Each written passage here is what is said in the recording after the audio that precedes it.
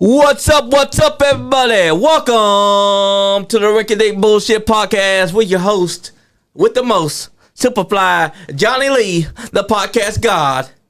And tonight, we got an excellent show for season 2 of episode 3 of the Ricky Dick Bullshit Podcast with my co-host, Big Beard Dudley. What's up, podcast world?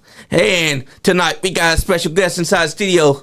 Many of you that were at EWA, you recently saw him return to the ring after 6 long years.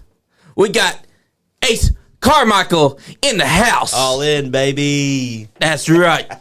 Take it away, Joe. All right, Ace, how you feeling today? I feel great, brother. How are you? I'm doing well. Thank you for stopping by. No problem. At first, I like to keep things simple. What were your first memories of wrestling? Who were you into? Who were you watching? Let's see. First memories, I was a young child, like 3 years old. One of the first matches I remember seeing was Sting and Vader. So I liked Surfer Sting a lot. Nice. And then I fell in love with Bret Hart. And then that eventually evolved to The Rock and then to Chris Jericho. And now I just, I like anything and everything. I try to learn from almost every match I watch. I try to learn something from it. All right. When did you get started into wrestling? Who got you started? How did you break in? It was about 2016. There was some shows running in Irvine, Kentucky. As NOW. I think it was ran by John Strange, Insane John Strange. Nice. And I remember sitting there watching the shows, thinking like, man, I should get into that. And luckily enough, his wife was around and said, hey, we can get you in there. And so they told me how to get the license and everything. So I started training there. Eventually, they moved the company out. So in 2017, I applied for OVW is their training up in Louisville. I got accepted into that. I did their whole training, regimen and all that it was about 4 or 5 months. And then started wrestling, a little bit around, then had kids. Nice. And it's kind of hard to have a full-time job and wrestle and have kids. Yes, so I had to choose and pick, and I picked my kids. Hell yeah. Good choice. And then recently decided, you know what? It would be good for my kids to see me kick some ass. So that's Hell yeah. So we come back to the wrestling world. Hell yeah. And that's kind of like Shawn Michaels, because Shawn Michaels, the reason why he retired was because he wanted to raise his kids while they were still young. And he didn't come back to wrestling until they were at least a little bit older and he could do things. And he found God. He found his smile. But just remember, he found God. He did have that moment where he did make Hulk Hogan look like a joke. He brought back the shades of the old 1990s. I hate everything Shawn Michaels for just a bit because he was mad that this man said, that don't work for me, brother. That don't work for me, brother.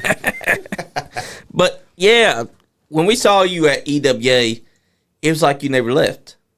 It was like when you got into that ring, Ace Carmichael Abode was still around. Well, I appreciate that. That was what I wanted the most, was whenever I had that comeback match. Don't look old, don't look out of shape, don't look like you've missed a step. Afterwards, I felt great, and I've seen clips. You guys have posted a bunch of clips, and like I said, I watch them. I'm just like, yeah, it all looked good. It felt good. I'm ready to rock and roll, and let's do some more. That's what it's all about, because when we film things, we make sure that the wrestler looks good, because we don't want to catch someone doing something that don't look good. Yeah, you got to make it look good. Exactly. You want the wrestler to feel comfortable so that they know that they're doing something right. Because there are some that may make mistakes, but those mistakes can be adjusted.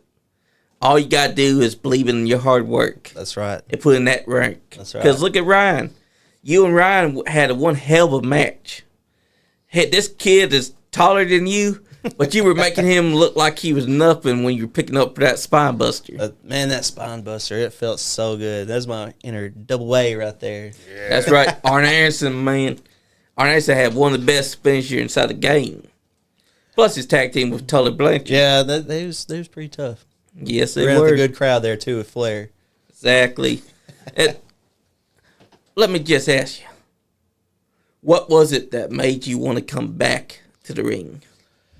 How deep you want to get with it? I go all the way, man. You can go all the way, or All right, we'll get into it. So, growing up, I had a disabled brother, and we watched wrestling all the time. Loved it. He had cerebral palsy, so he couldn't talk, couldn't walk, just basically confined to a chair. And so we would sit there, we'd watch wrestling all the time, and we was always into it.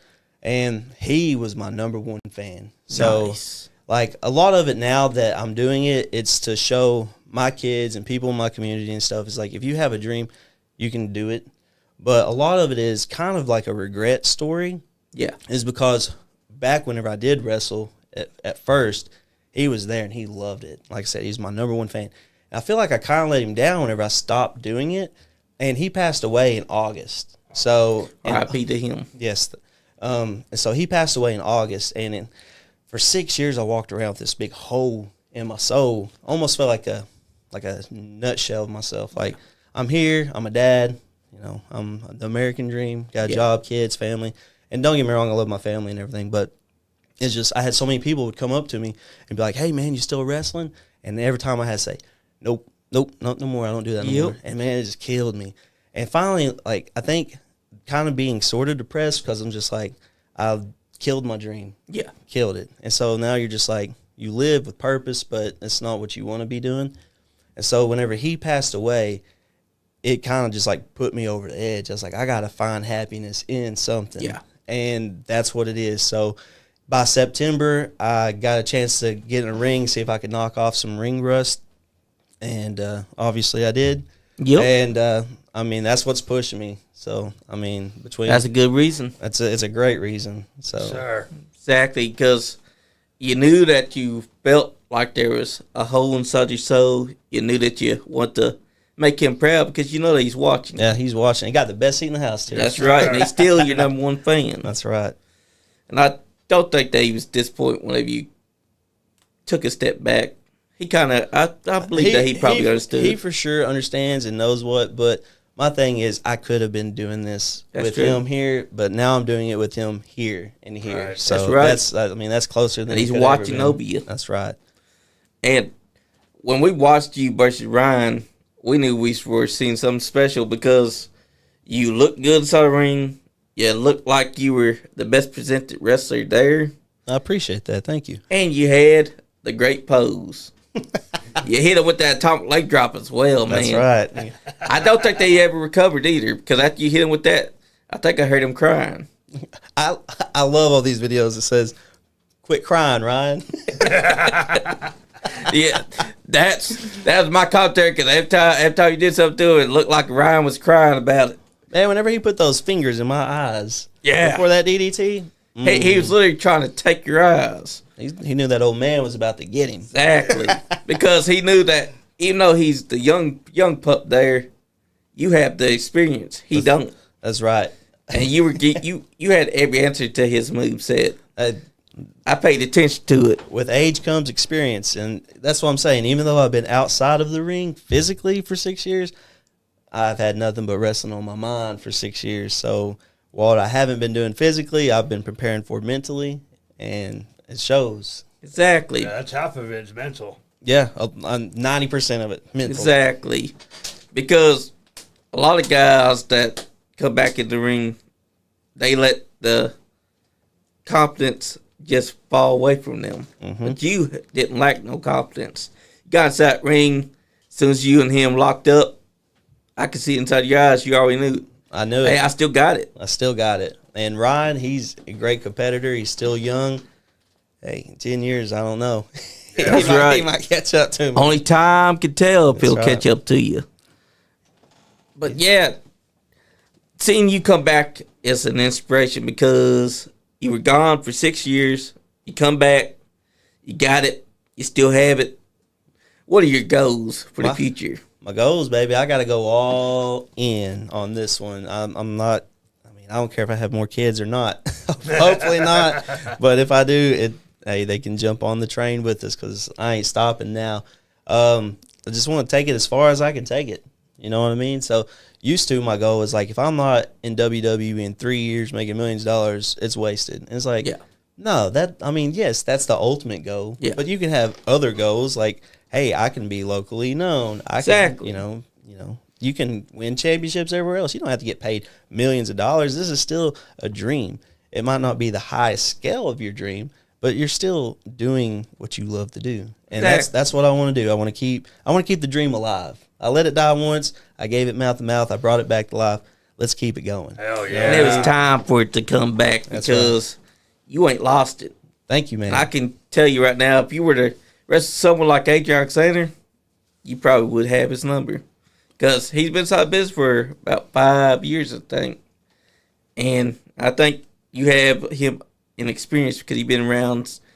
You last wrestled 6 years ago, right? Yep. That means you got a wealth of knowledge above him because he's been inside the business 5 years. Yeah. So, Adrian, if you ever decide that you want to take on Ace Carmichael, will we see it? That is the question.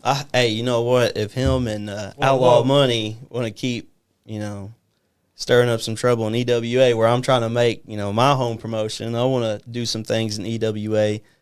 I mean, we might try to make it happen. I mean, that's Who true. knows? I'd love to. You hear that, Outlaw Money? They're coming for you, man. That's right. Let me get some people with me. That's right. You would have to have someone to watch your back because you got to remember, they don't travel alone. They like to travel in pack. That's right. Hell, they didn't even care about Morgan Jane, and she was their manager. Yeah. When I saw her get speared and them leave her behind, I was like, what will Outlaw Money not do? Yeah. It makes you question it. You have to question things like that. So I might have to get a little more popular around the locker room. Get some backup if I need it. That's right. Well, I think Outlaw Money's made enough enemies. I don't think that'd be That's too true hard too. to find. That's true too. Who back there inside the locker room that you see today would you say that you want to have a good match with? Who's caught your eye? Man, there are so many. At the EWA, everyone's so talented. Exactly. I mean, shoot. I would like to have a good match with anybody, really. I mean, that's a terrible answer, but I mean, I got people that stick out. Like, obviously, I like to have a match with Adrian. Chris Crow. He's good one. He's a good one. You got Ethan. I don't know what a babyface and babyface match would look like, but I think it would be good. And of course, you got the champion Omega. Yep. That guy's a pit bull. Hell yeah, he is. And what about Marty Clay? Marty Clay, I like to lock up with Marty. I feel like I got pretty good size, and he's got good size. I feel like we're both, kind of equally athletic. I would like to lock up with Marty as well. So, hey, I'd be all for that because both of y'all are big boys. If y'all lock up, I gotta give you advice though. Watch out for his dead man's curve. Because I'm telling you, he'll try to put you up onto his shoulders and then hit you with it. Oh, man, if I'm going to take the dead man's curve, I better have some good brakes. Yep. Because you're going to have to figure out how to get past that. Because Mark Clay's come to his own these last couple of years, too. Yeah. See, after I left OVW, I started wrestling a little bit down in AMW with Kyle Maggard and them. Nice. And then that's about the time that I think just as I was leaving, Marty Clay was coming in, like right around that time. So I might have missed my chance to get a young Marty Clay, but an experienced Marty Clay. I like to do that. That'd be fun. Could we ever see you back inside AMW ring? It's very possible. Very, very possible, yeah. Because Kyle Maggard's always looking for good talent. Hey, he's got some good talent. He does. I'd be a part of that, too. And, folks, before we get any further, we'd like to shout out Ultimate Championship Wrestling's Cabernet Super Show, March 15th, Horse Cave, Kentucky. The Nice Game Podcast will be there, and we will be having merch of our own, and also Coco Beware, and Gary Valiant will be there. So, do yourselves a favor, go on down to Horse Cave, Kentucky, March 15th, and enjoy yourself some pro wrestling from Terry England, Brandon T. Wilson, and Jimmy Walls of Ultimate Championship Wrestling Triple Crown Wrestling, and USWF Wrestling. That's all I gotta say to y'all. Back to our scheduled podcast. But watching you, I can always say that I can see big things happening soon. Even though you've been gone 6 years, you're a man that already knows what you want. That's you right. already have your goals set. I could see you in the EWA championship match inside the future. I would love that. More than anything, I would love that. Heck, even the EWA Heritage Championship could be inside the future. I want some gold. That's right. I And want guess to go what? all in. I want to get some gold. That's right, because guess what? Chris Crow, Omega, both of them are holding gold that you should be having around your race. That's true. That is true. So, are you challenging either man? Because if they got the stones, maybe they'll set. Man, Well, you know Omega don't back down. no, he don't. neither And, one of those guys. Chris Crow don't back down either, but I mean, that's the goal. The goal is gold. And I feel like I've had one match back. I want to, and didn't miss a step. I feel like I'm in great shape. I want to get some more, like some confidence building wins. Yes. You know There what you I go. mean? Let's get some wins stacked up to where, right now if I was like, hey, I want your belt, then who are you? Yeah, they'll say it. I'm the old guy, but I'm the new guy. You know what I mean? Yep. yeah. So if I'm like, hey, I got 10 wins, 0 Yep. losses. That's who I am. Exactly. Why are you afraid? Are you afraid that you'll be win number 11 for me? Exactly. So that's the goal. Right now, let's stack up some wins, build this beast of a confident Yep. monster, and then I'll say, hey, That way neither of them can turn you down. that's right. Because right now they'll just look at you and be like, why would I face you? Exactly. But once you got those wins under your belt, there's no way they could say that to you. Oh, and here's another thing. I get those wins under my belt. Not only does it build my confidence, that crowd, its confidence in me is going to build. And then once, I could walk up to a promoter and say, hey, I like a title match. It don't mean nothing. But if if you people paying to come to these shows want to see it, they'll let it happen. So Exactly. I think you made a few fans. I feel like I did too. Because that crowd was hot for you. From the time that you came through those ropes, I heard nothing but people cheering for you. All you did was do your pose and the crowd was erupting. And then Ryan was getting all scared. That's why I said stop crying, Ryan, because I saw the tears out of his eyes. He was telling him, stop it. Then he gets up off the turnbuckle to try to do his pose, and I swear I saw a tear drop down his eyes when the crowd booed him. Well, I thought that was Stop sweat. crying, Ryan. Yeah, I thought that was sweat, but I thought that was, but then I saw his eyes. I was like, oh my God, he's crying. so I had to tell him, Ryan, be confident inside yourself. Stop crying. Just wrestle the man. just turn around and get whooped, Yep. No, he really didn't help his case by trying to have a cheer off. That's with true. me. No. And him going for the eyes, that was a low blow. No, I think that's what got to him was he tried to get that crowd behind him, and he just said they're not going to do it, and so they resorted to the tactics of getting in my eyes. But see, that's where he made his mistake because you came back, you had to answer to almost everything that he was throwing at you. A lot of those times I was absorbing those punches, thinking, all right, he's going to slip up. He's going to slip up. And sure enough, he slipped up. A couple times. It shows that you had the experience because he was slipping up so many times that allowed you to get in with your offense. You hit him with that blockbuster, and I swear I heard the breath leave him. That was me. Oh, that was you? Oh, God. Hey, at least now you know. Yep. Get the stamina up, and you'll be able to There hit we the go. blockbuster. And see, that's what I'm saying. Whenever you get in there, you get a little blown up, and the offense, the defense is coming at you.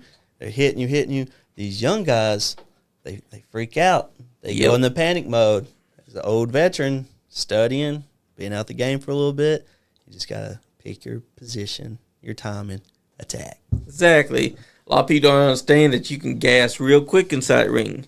It don't even a professional from football or basketball or soccer, they get inside the ring, they're gonna gas because Especially it with doesn't that matter if crowd. they got the stamina. That's right. You get It's that different. crowd in there too. All that excitement, it'll shorten your breath real quick. Exactly. Real quick. I figured that out when me and Andy had our match because just running the ropes, you feel like you're gassing because it takes a lot of energy. You got to do ring awareness and ring stamina training too just to keep up.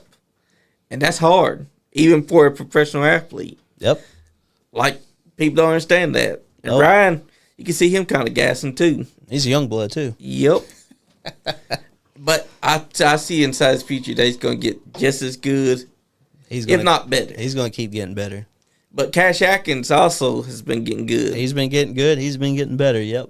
I like Cash. He's one of the guys I talk to in the back. So nice. I like him a lot. He's doing the right thing if he's talking to you because they got to understand. If you see a guy that's been out of business for longer than you, talk to him. Make sure that you listen as well. Also listen to the veterans because if you don't, then you're doing something wrong. Because the veterans can teach you a lot. They can teach you a lot. Whether it's you, my advice to young guys is, regardless if you take the advice or not, listen. Yep. Listen. Try to take the advice, but if it doesn't work for you, at least you thought about it. You tried it. You were respectful. Yeah. You know what I mean? If a 7-foot veteran comes and tells me, hey, man, you should try to do the big boot like this, I'm like, well, I'm not 7 foot tall. Exactly. So it's probably not going to work for me, but thank you. I'll try it. Exactly. But it probably always take advice with a grain of salt. But most of the time, all these veterans in this business usually know what they're talking about. Exactly. So, and even if they do try to suggest you do a big boot that's not suited for your size, just decline politely, tell them, hey, it worked for you, but I'm not your size. Here's what I'm going to do differently. Because even though they're trying to help you, sometimes they forget that you're not their size. Because there are guys that's 7 foot tall, and they'll be like, hey, I believe that you could do a big boot. Why don't you do that for me? You got to tell them, nah, brother. That don't work for me, brother. Exactly. Don't say that. Yeah, don't say that because then they'll give you the look that Shawn Michaels or someone would be like, did you just, that don't work for me, brother? Are you Hulk Hogan? Work yourself into a shoot, brother. Yeah. Hey, that top leg drop, though, you hit it to perfection. Man, that felt good, too. Hey. That's an old school move, but it felt good. Yep. But also, sometimes the leg drop is perfect. Yeah. I'm 220, 230 pounds. That comes right here on your chest. Yeah. That don't feel good. Especially for Ryan, because he was the one that took it. Yeah, exactly. I think that's what made him cry. As soon as he felt that, he's like, I don't want to wrestle no more. He tried to run from you the whole time. That was when he cried the second time. Yeah, that's. And the third time was in the after I beat him in the back. I seen. Yeah. That's the third time. Was he crying in the back too? I was, yeah, but that's just because you I was was. happy. That's happy tears. Oh, that, no, I'm talking about Ryan. Ryan Oh was yeah, he was. I saw him at the match and he was crying. He was at the guardrail. He's crawling along the floor like, oh, he beat me again. I seen a group of older gentlemen saying, "You got beat, you got beat." I love that. But that's perfect because that shows that you got the crowd. I got the crowd eating out of the palm of your hand. That's right. That shows you great crowd work. So I didn't miss a step physically in the ring. I'm mentally prepared. Yep. I've got the experience and I got the crowd. You got the sign. I got the sign. That's right. And you got the pose. I got the pose. Now I'm just missing the gold, but like I said, we're going to work up to that. Exactly. You only won and you that also match? got a badass logo as well. Thank you. But you get your Ace Carmichael That's merch. right. Just DM me. I don't have a website or anything. But, that's right. All they got to do is reach out to them. They That's can right. get a T-shirt from you. that's right. And that's a good saying. All in. All because in. you are all in. You want me to tell you about my old gimmick? Yes. Okay. You go ahead, brother. I'm sorry. All right. So my old gimmick was I originally wanted to start out as a heel. Yeah. I wanted to be the gambler. Ooh. The gambler. And so the gimmick was I'm all the time making these terrible wages. Yeah. And it's just like, I don't know, hey, Johnny, let's have a hair versus beard match or something like that. And, like, I always get screwed over. Yeah. And so I was like, oh, no, that's coming back. I have to definitely be, a good guy. Everybody wants me to come back.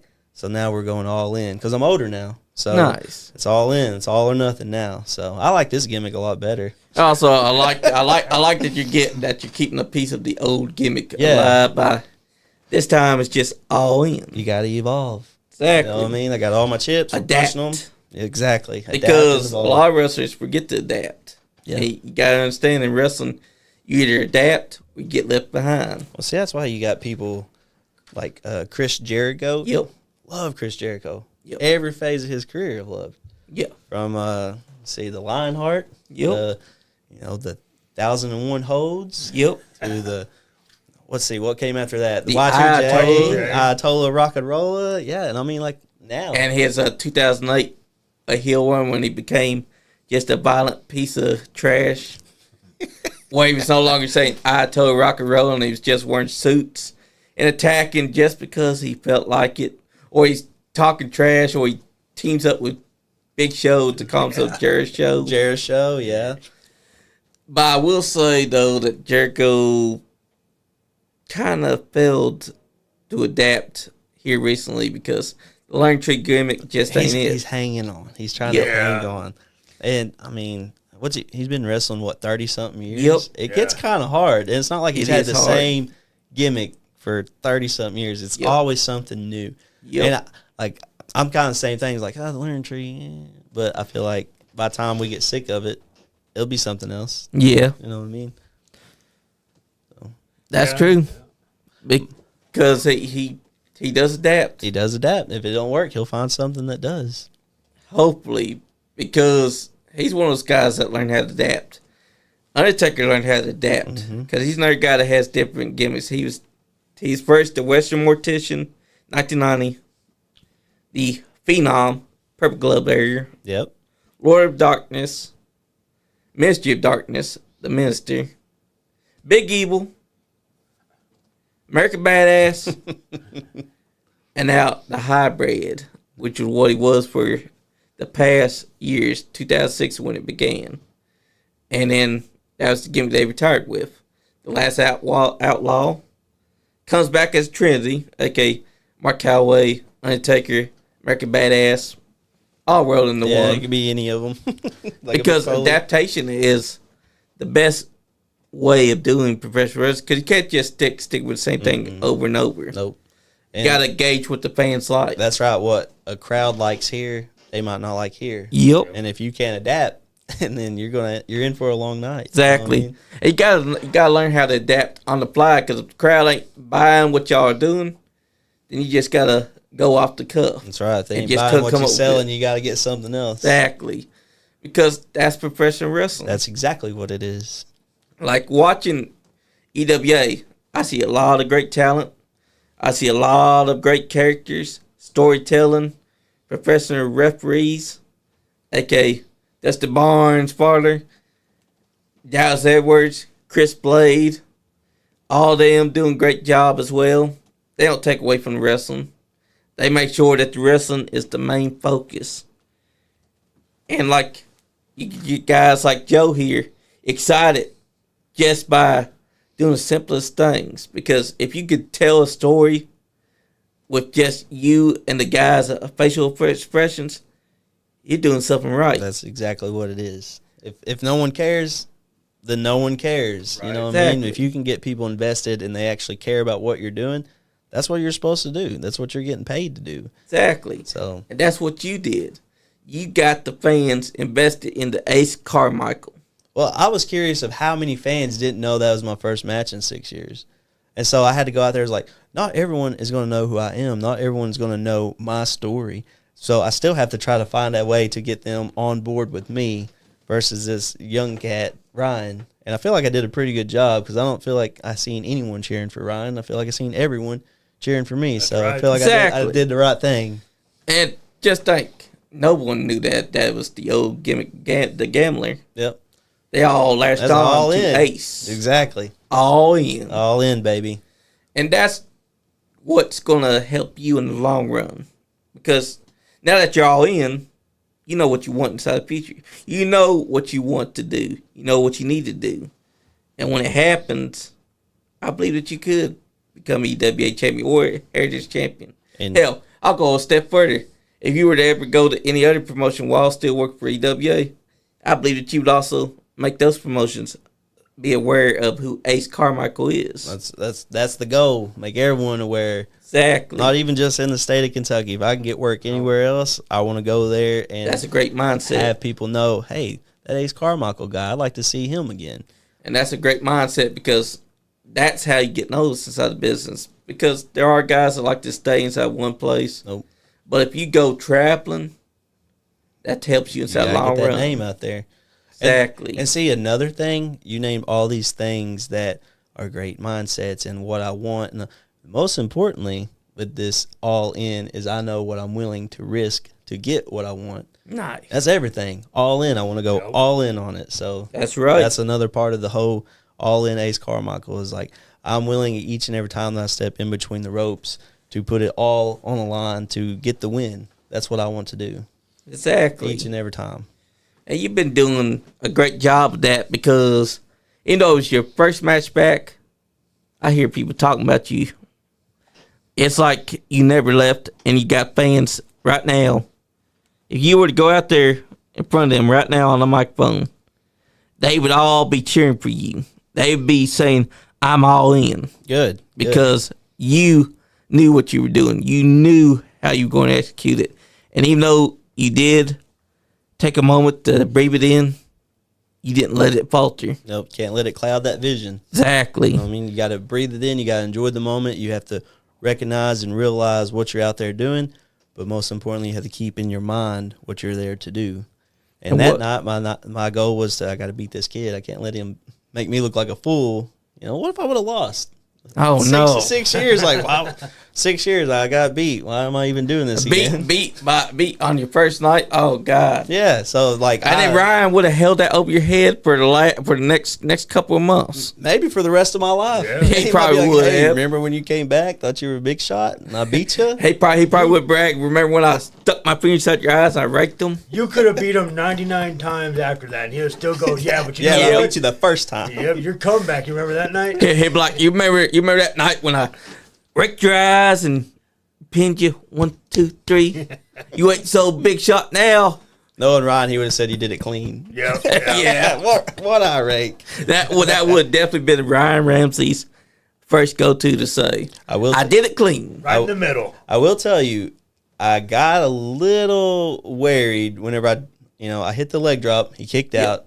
I was like, I got to hit him with something big. So I got him up. I gave the sign. And then whenever I hit that ropes, by the time I hit the ropes, he's already turned around. He hit me with that lariat. I was like, yeah, I saw that lariat. I was like, oh, shit. Yep. That may have been it. It took a lot to kick out of that, but I knew once I got up, I kind of got a little desperate. Yeah. Because that took a blow on me. He lifted me up for a DVD. Luckily, I used that mind. That's I right. slid off down his back, and I knew that was my chance right there. I had to hit him with that famouser and get out of there. That's right. When I saw the famouser, I was like, damn, not only did he hit an atomic drop, a blockbuster, but now a famouser.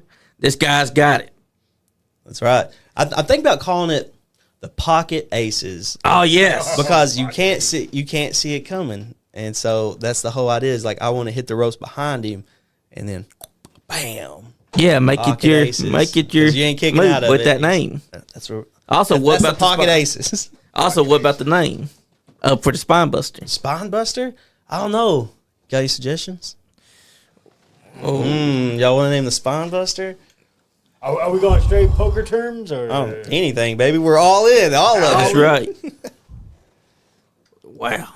Because I need something whenever Johnny, Spine Buster. It'd be a lot cooler if you were like this name that you guys come. Yeah. Man, you put it on the spot. There we go. We'll make a note. We'll make a note. Yeah, we'll put a pin on that one. Because if we're thinking about naming it out there, poker terms, and keeping it with the ace name, you want something that goes with it. Yeah. Because the Spine Buster can be something that you whip out when they least expect it. Because you did it on Ryan, and he didn't expect it. No. That little up and over, where is he at? And then boom. There I am. Because that's your move now. So off the top of my head, first thing that comes is ace in the hole. Ace in the hole? That's pretty good. That is pretty good. That's pretty good. Ace in the hole, Spine Buster. That right there would be number 2, right next to Double A. Yes. You got Double A spine buster, and then you got the Ace and the Hoe spine buster. That's right. And it's something that I can remember to yell out whenever you hit it. Hey, if I from now on, when I know your voice now, whenever I hear something, I'll point over to you. That's my boy Johnny over there, old Superfly over there. That's Johnny That's over there. nice. Because the spine buster that you did was perfect like Double A's. It felt and looked flawless to me. Yeah. Not to toot my own horn, but No, it it did. looked great. Even on the video that I took, it was flawless. You didn't miss it. You didn't mess up. You grabbed him with perfect timing. And as you spun him around and hit that mat, it felt like I was watching Arn Anderson himself hit the spine buster. Thanks, man. I appreciate that. And you know what? I had such adrenaline going that I don't know how much Ryan weighs, but like I said, I feel like he was about the same size, and I'm 220, 230, and I just felt like it just floated up and straight down. All that adrenaline going, man. I feel like I could have picked up Andre the Giant that night. Oh, you could have, because Andre the Giant would have weighed nothing to you with that adrenaline. And then I hit him with the leg drop. Basically, what I'm saying is I could have beat Andre the Giant. Yes, you could have. Hey, if Ryan was Andre the Giant, you would have beaten him in just 1 second with that leg drop. Sorry, Andre. I know that you could have beat Hogan that night, but that don't work for Hogan, brother. That didn't work for him, brother. But now I want to know, out of all the opponents that you faced 6 years ago, before you ever left the business, Yeah. who would you say was your favorite to work with? My favorite to work with, I got 2. Can I give you 2? Yes, sir. Okay, my first match ever was with Voodoo Child Stevie Nice. Phillips. And he used to be in a tag team called the Heartbreakers with Loverboy Brock Landers. Shout out. Ah, yes, we've had Loverboy in here. That's my wrestling daddy. Nice. So, Right here. yes, sir. So, my first match ever, so many nerves, so much. And we got out there, and I felt like we tore the house down. And then probably my favorite match I've ever had was with Real Deal Derek Neal. Nice. You guys know what I'm talking about? Yes, I do. He's a great worker, and we had a great match in Campton one time for AMW. And man, it was fun getting my ass kicked, but it was tough, but it was a great match. I loved it. As long as Derek's a you're having fun. badass. I had fun. It's okay to get That's your all butt that kicked matters. as long as you have fun, right? Exactly. And Derek's a badass himself because we've seen him over the last couple of years now. This man is big too. And if he hits you hard with that clothesline, He killed me with a clothesline. yeah. And what's crazy is he's left-handed. So, like, you don't expect to see a clothesline come from the left arm. Yeah. And, man, he rattled me. And then he gave me a fisherman buster. First time I ever took that. And he killed me with it. Oh, damn. that's what he beat me with. And a fisherman buster can be a lot harder if it's hit from out of nowhere. Yeah. Because I've seen a fisherman buster hit onto the concrete. Not a very good No. thing to be done.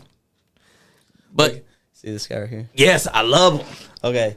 So whenever I trained at OVW, Yeah. okay, so the way and this is educational for anyone who Yep. I don't know how OVW does it now, but this is back in the day. You applied, you had to send pictures, you had to have a physical, you get accepted, and they took about 10 people per class. Yeah. And so you do a 10-week course. Yeah. So every Saturday and Sunday morning, I would have to drive to Louisville, and you have a class from 8 to 11. Me and Turbo Floyd were in the same class. Good name for him. Nice. And at the end of the 10 weeks, they have a they call it a showcase. Yeah. So they pair up a rookie with a veteran, and like it's always like that. It's always rookie with like one of our best workers. And they let me and Randy, Turbo Floyd, we headlined it in the main event. Me and him in a singles match, and I won $10,000. And like I said, I was a gambler. Nice. And so me opening up my big mouth said, I feel great. You know what? Let's go double or nothing. Let's have a battle royal, and anyone that can beat me wins this money. We get down to me and him. Which I hit him with a coin, like a big, huge, like $50. Nice. That's how I won our singles match. And then he throws me over and gives me a super kick in the battle royal, and he took my $10,000. So it was all for nothing. Well, you gambled it. You had to win, and you just had to keep on pressing. But you know what? I can look at people and say, I have a singles win over Turbo Floyd. That's right. There you go. You know that man has been wrestling since the 80s, right? Yeah. He's one of the youngest men alive. He taught Hulk Hogan how to do the leg drop, and he's also taught Magnum TIA how to do his mustache. He taught Hogan how to get some of that yellow in his hair. Yes. So shout out to the AEW's Outrunners. Yep. Hey, you know what? They've been on AEW for so long. I'm kind of mad that they're not tag team champions yet. They should have won the tag team champions. Personally, they should have got it when they was super hot. Whenever they gave it to was it Private Party? Yep, they did. Whenever they beat the Bucks, that should have been them. So they're kind of cooling down. Hopefully they can get it going again. But yeah, because these they guys were had so the hot. look. Yeah, and they got such a great gimmick. You got And they came from OBW. They were still working there when they came to AEW. And at the time, I thought that they were going to be tag team champions right away. I was like, there ain't no way that they're going to drop the ball with these guys. Nope. But here it is. They dropped the ball. It's been like 3 or 4 years since they've signed, and they've not done nothing with them. They're still super over, but they're not getting pushed like they should. No, whenever you're like one of the top merch sellers, you gotta get those guys some gold. Yes. You know what I mean? But here's the thing. I don't think that Tony understands that. Because he's not put the gold on anyone that has been top merch seller. Nope. I think he books safely. Yeah. He wants to book the crowd might get behind these guys, but they might only be behind them for 2 months. So I don't want to put the gold on them. You should have went for it because you can always take it off. Exactly. You know what I mean? Because I think Tony's biggest problem is he has too much money. yeah.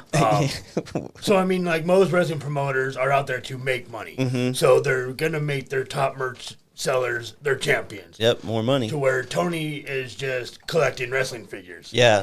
So that's been our theory. We wholeheartedly believe that he's got backstage how he books. He got a little miniature ring. He's got a bunch of WWE figures, not AEW figures. He takes the figures that he plays with, and if he ain't got your figure, You're in catering. your push is gone. And like CM Punk said, he's more of a try to be a best friend than the actual boss. So things get lost in translation. And see, that's like I'm not trying to crap on him or anything because I love AEW, I love WWE, Yeah. I love all wrestling. Yeah. We all of it. do. From small promotions to the biggest, like I love it all. But it's like you were saying, it's like if you're not worried about, well, how do I keep my head above water? It's just like I can do whatever you want to, and people are still gonna watch it, but you don't need to make so much money. Yeah. But then you think about like WWE, they're not worried about running out of money, but I mean they've been doing it for how many years, and so they know what they're doing. They're conditioned to keep doing 50 that. plus years. Well, I mean, Probably longer than that in the now. beginning, in the beginning, they didn't have all that money. Yeah. So, they got their formula, and the formula works, so Yep. don't change it. No, if it ain't broke, don't fix it. Right. That's right. And AEW And Tony, can learn if from it is broke, do fix it. Yes. Yeah, sign Ace Carmichael. Duh. Yeah. Yeah, man. Better yet, why ain't he signed you yet? Well, you've been wrestling. Look, man, he signed you, back in instant Hulu deal. 6 years Exactly. ago. Exactly. That's But why I quit 6 years ago because I didn't get signed, and I said, oh, screw it. Yeah. But you will get signed when they streaming notice wasn't- you. Exactly. The streaming wasn't where it is Yeah, today. So I'm not a cable guy. I Yeah. need streaming. But guess what? The king of streaming. Now that you're back inside business and you start traveling the world wrestling, I believe he's going to sign you as soon as he sees you. First thing he's going to say is, I want that Ace Carmichael on AEW because what better way? Because he's got a pay-per-view called All In. Exactly. Yep. Exactly. And he's also got All Out 2 pay-per-views And that's where I get fired. around gambling. You came in and all in, and you went out and all out. No, if he fired you all, he'd be like, I know I brought you in all in, but Ace, we're going to have to cut some money. I lost it all on gambling. Yeah. Fuck. I seen this podcast you did a couple years ago. You talking about me and my little toy wrestling. Get out of here. But Tony knows that we love him because he has used some of our ideas that we pitched before. There you go. We pitched we were talking about intergender tag team champions being used in AEW. They did it with Sammy Guevara, and Tay Miller afterwards. I'm like, they obviously would listen to our podcast. Word travels fast. Tony, we want to hug you, brother. We just want to hug. Because we know that you like to hug. Yeah, hook us up with some front row tickets. Exactly. We'll come to all your shows and we will cheer for everyone.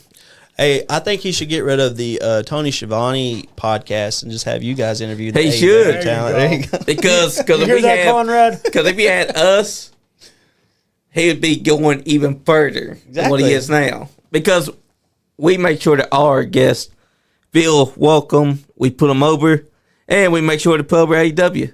That's why we're watching it Yeah. every Wednesday. Every Wednesday night, we came up with this back in 2022. Since we do shows on Wednesdays, and they do shows on Wednesdays, we're going to watch it together. So basically, our guest and us, we're putting over AEW by checking out. Because even though we do criticize it, we don't want to criticize it. Because we love AEW. We wanted to see better. Because it was the alternative to WWE back then. You can have healthy criticism. Exactly. Yes. Like, even with my match, that's why I watch every clip. I had someone video it so that I could watch it and not Yep. be like, oh, man, I suck. But, like, so I can be like, I need to work on my footwork Yep. here. I need to, okay, normally he'll throw a lariat right here. That's when I should duck. Yeah. It's just like any sport. Like basketball, those NBA players, they watch film Yep. more than they practice. You know what I mean? So you got, it's like you were saying earlier, most of it's mental. Yep. Because healthy criticism is good. Not like those dirt sheet ones where they just criticize to be criticized. Just talk because, well, if we say everything's good, then no one cares and they Exactly. don't want to listen. You know what I mean? And what they don't understand is that the way that they're doing it, they're pretty much trashing all wrestling. Mm-hmm. Because they act like they know it all. And that's not how it's supposed to be. No, You're supposed you're supposed to love it. Exactly. And all they want to do is deconstruct it. And all I can say is, why the fuck do y'all watch it if y'all just going to spend all day, If you every hate it day? that bad, yeah. Exactly. And sometimes when they're on X, I see them scrolling. They can't scroll away. They just have to go, you didn't do that super kick right. You broke that man's nose. I'm like, accidents happen, you dumbass. I mean, it ain't ballet. No, at all. That's the number one rule of wrestling. It ain't ballet. Hey, Accidents can happen. The biggest people who criticize wrestling will be the last person to lace up a Yep. pair of boots. Exactly. And technically, they're your biggest stands when they criticize you that much. Yep, because you must be watching me. Exactly. I mean, look at, they were shitting on the Outrunners, and I'm thinking, y'all are hating because the Outrunners are over. Yep. Y'all don't understand that they had the look, the character, the presentation. They know what they're doing. They know how to get it over, and the fans are receptive to it. So when y'all are hating, they're not sweating you because they're not listening to you. No. You gotta listen to that crowd. Exactly, because it's the crowd that tells you if you're doing good. Yep. If the crowd's sitting on their ass and they're not cheering for you, something's wrong. You see this? But they're doing, yeah, I do see it. Now wait till you get this comeback here. Exactly, because watch this. After the Outrunners start beginning, you'll see it. Oh, never mind. Uh-oh. There it is. There we go. But did it have to be on a distraction? Oh, man, let him get it clean. I know, right? Of course, the Hurt said get. Hey, listen, they shouldn't beat them, but what if, you know what I mean? What if- Yes. That's how Tony does book, is like, hey, we should put these belts on these guys 2 months later, and it's like, Yeah. but now you're beating these guys. Yeah, it's true. And he doesn't really book the way it's like, if, like upsets. Yeah. Pretty much you always know who's going to win, you know what Yep. I mean? And it's pretty sad because in this match, the Outrunners could have run clean. Yeah, they should. That would have been way better. Because look at the crowd. The crowd didn't react to that roll-up win. Like, you could have the Brian Cage should be wearing, like, people should wear the shirt, who'd you ever beat? Like, Yeah. You know what I mean? Like, you could have easily hit him with that Turbo Floyd, you son of a bitch. elbow. Yes. Yeah. Exactly. Like, it should have been a clean win for them because the crowd, they would have reacted more better Yeah. if it was no distraction. They just won, and they were sitting on their hands. Just, Yep. Which was pretty sad because the Outrunners are fucking over. They're over, yeah. And I feel like what happened was when distraction happened, the crowd instantly died Mm-hmm. because they knew something's no going more on. no more clean wrestling match. Yeah. But again, that's AEW for you. That's They AEW. and it's healthy criticism because we just want them to do better. Yep. Like the Death Rider storyline, it's not hitting. It's not hitting, but And I hate to be the type guy that said that because they need a world champion that's actually going to show off the championship. yeah, I understand what he's trying to say about the fans don't deserve to see it, but if we don't see it, why do we care? exactly. And also, it becomes second bill. Like, up until now, I forgot that John Moxley was even AEW champion.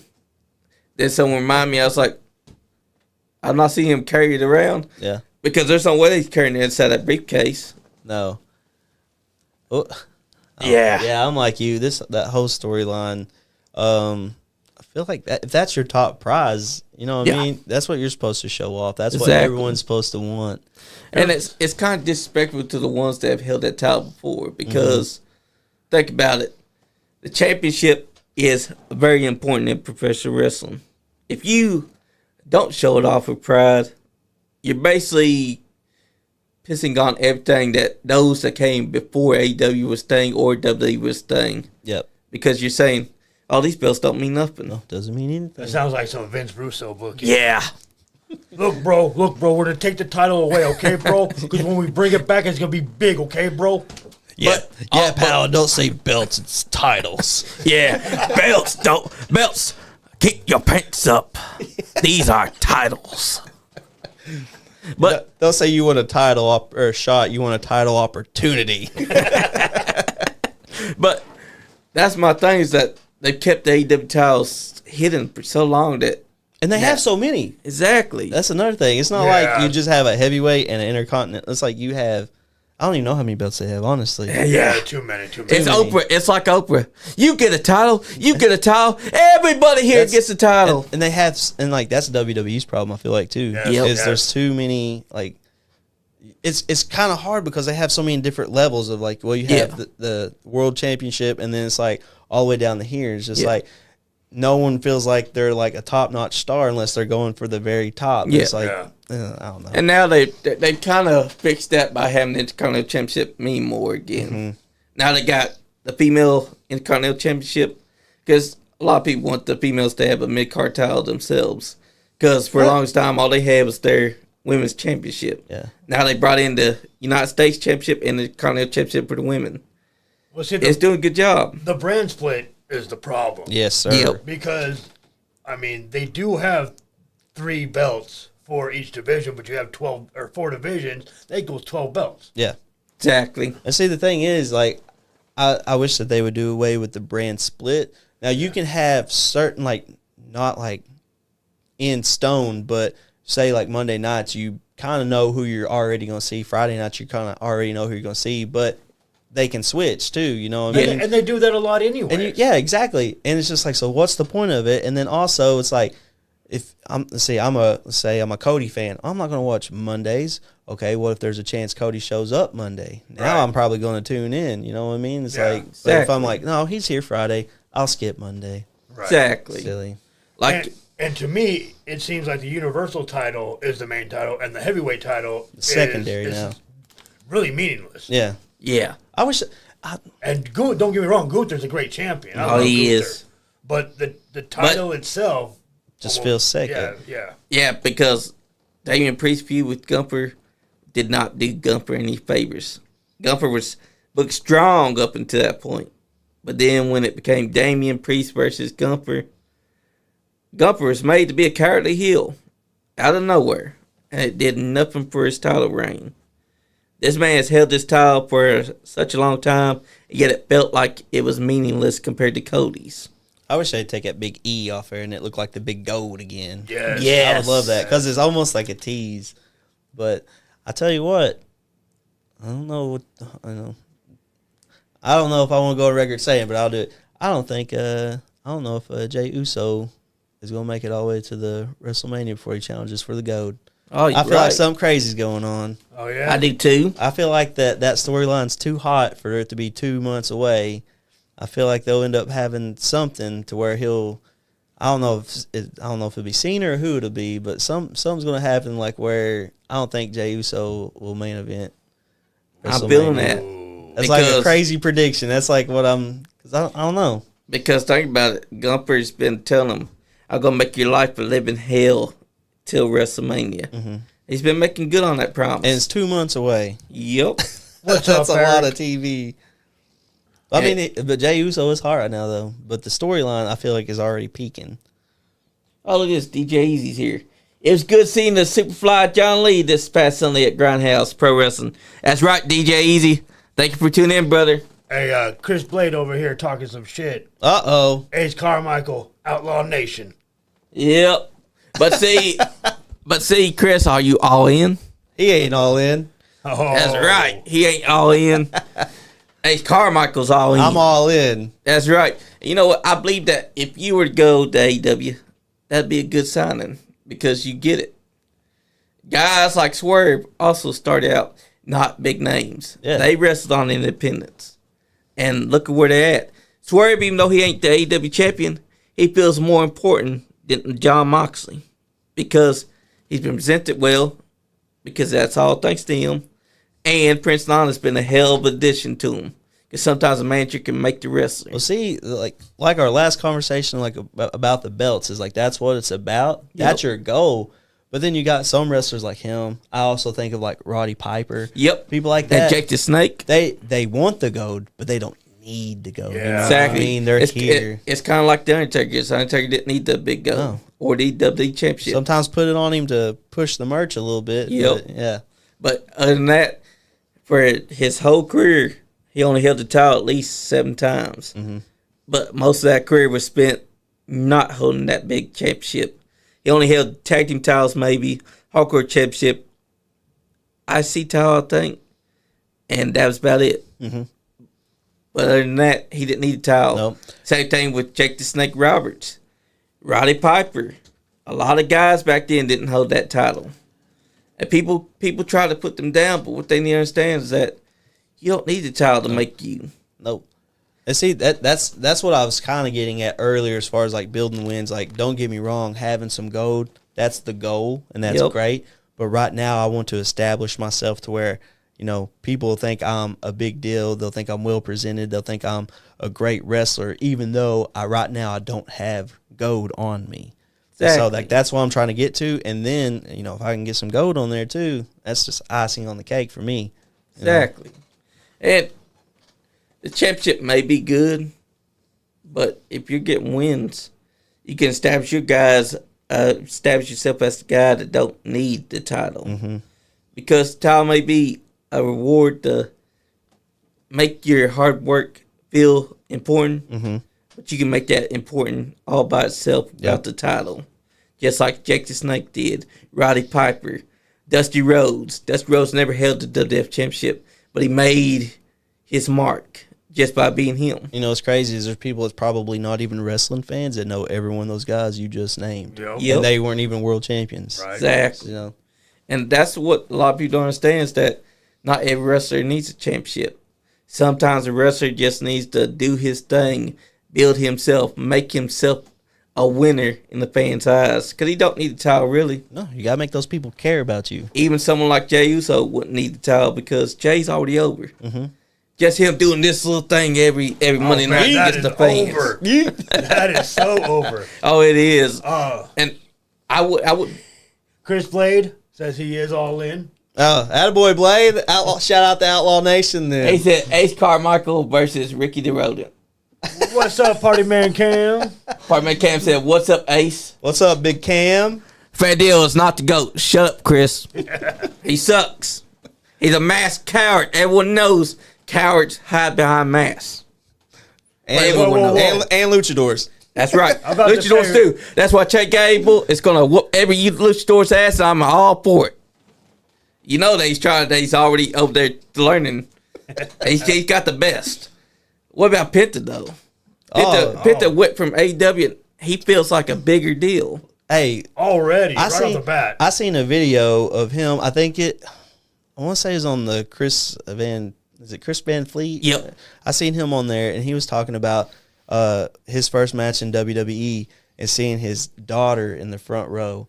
And like I could relate to that so much because this was my first match since having kids, and I seen my 2 kids, and whenever I got that win and you see me hit my heart and blow a kiss, that was to my kids, man. Nice. It took everything. Like I wanted, like I said, happy tears. I didn't really cry, but I could have teared up because I was just so happy because I could see my kids looking at me as like a superhero. Like I just beat a bad guy, and like they just, the way they looked at me. My son's been talking about I gave Ryan a drop kick, and for the last 3 weeks he said, whenever I get big, I want to kick bad guys in the head too. And I was like, we'll get you, brother. We'll get you in there. Because you did a hell of a drop kick that night. I mean, I was surprised with my drop kick because that's one that I love, a drop kick. But whenever you go to give a drop kick and you hit somebody in the belly, it don't look too good. So as long as I get whenever I had that match with Derek Neal, I stiffed him pretty good on the drop. Oh, hey, I bet they appreciate it though because it makes it looks good, like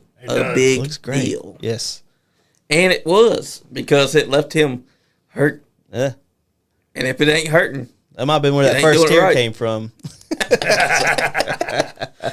Maybe he'll owe you one next time. What about him messing up the apron? Oh, yes. After I took him outside and gave him a couple shots because he tried to throw me out of the ring. Yep. And whenever he threw me out of the ring, I was like, okay, if that's what we're going to do. So then I pull him out. And typically I don't like to throw him punches. I like to keep it wrestling.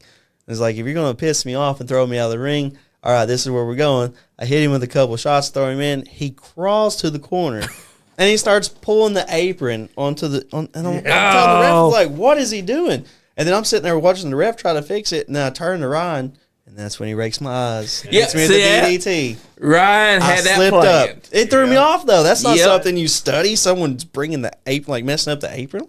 That was a grade A plan by him because he knew that you wasn't going to be focused on anything. He knew that all you were going to see is that this guy's acting stupid. Exactly. And so after the referee went up there, he's like, "Now's my chance." Rakes the eyes, DDT, and that's on me.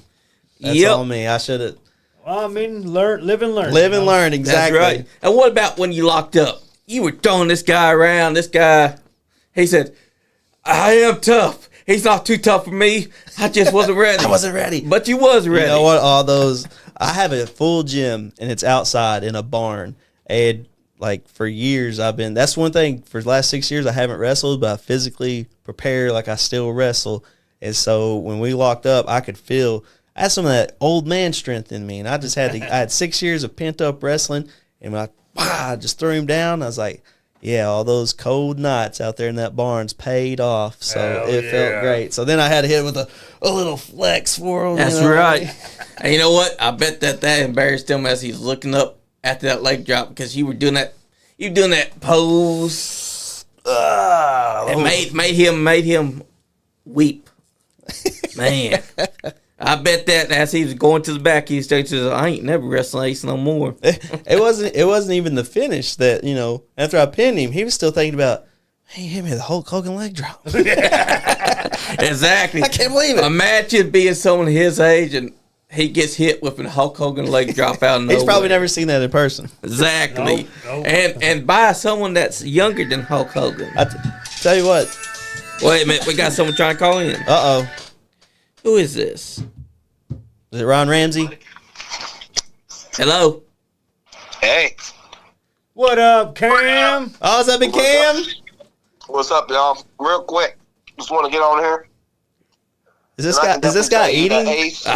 So, yes, are you eating right now, Cam? I can definitely tell you that Ace and Cash, both of y'all have made an incredible, fantastic, phenomenal, incredible impact in EWA. Hey, thanks, man. Ace, your match was amazing. Thank you. Amazing, fantastic. And even after you told me your story, you still got it, man. You still doing your thing. Seeing your family out there supporting you, you got the crowd on you, man. Hey, I appreciate it. Both you and Cash Atkins, y'all both have got the flow. Y'all got the flow, and I'm glad that I had the honor of announcing you to the ring that night. I can definitely tell you keep up good work, man. Hey, thank you, brother. I appreciate that. That means a lot coming from the party man.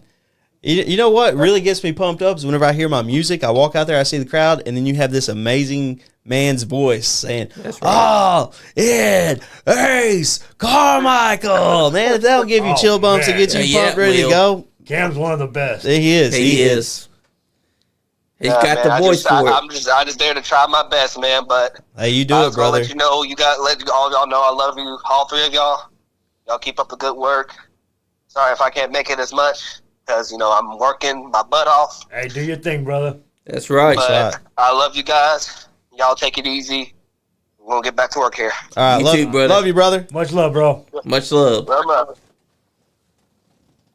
But yeah, he is a great ring announcer. When he announced you, it really let the fans know who all in Ace Carmichael is. Without doing anything, just saying the name. Because if he announced you like this, and now Ace Carmichael, the fans wouldn't have showed you love. Who? But him screaming, and now Ace Carmichael. Yes. Everybody That's right. knew who you was. Man, I was walking across that ramp and I hopped down to start showing some love to the That's fans. right.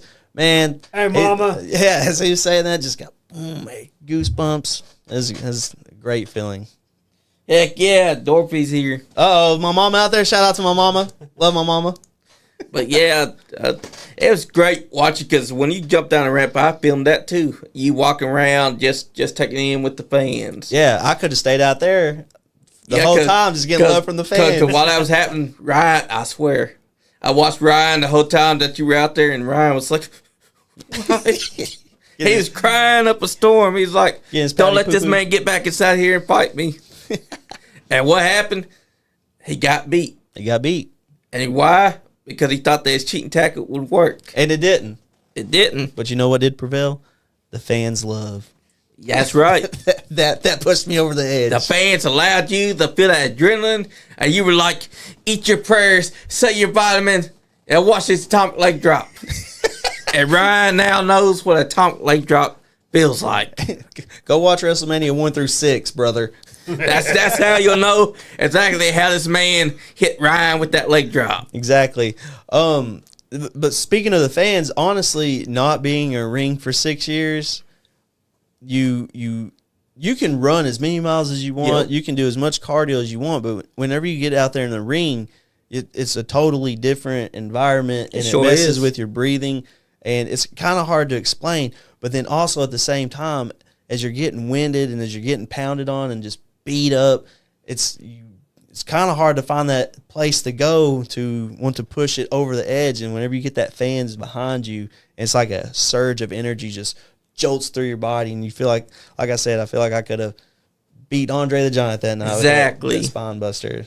And you look like you didn't lose a step. That's what's amazing about it. I love that. You were gone 6 years.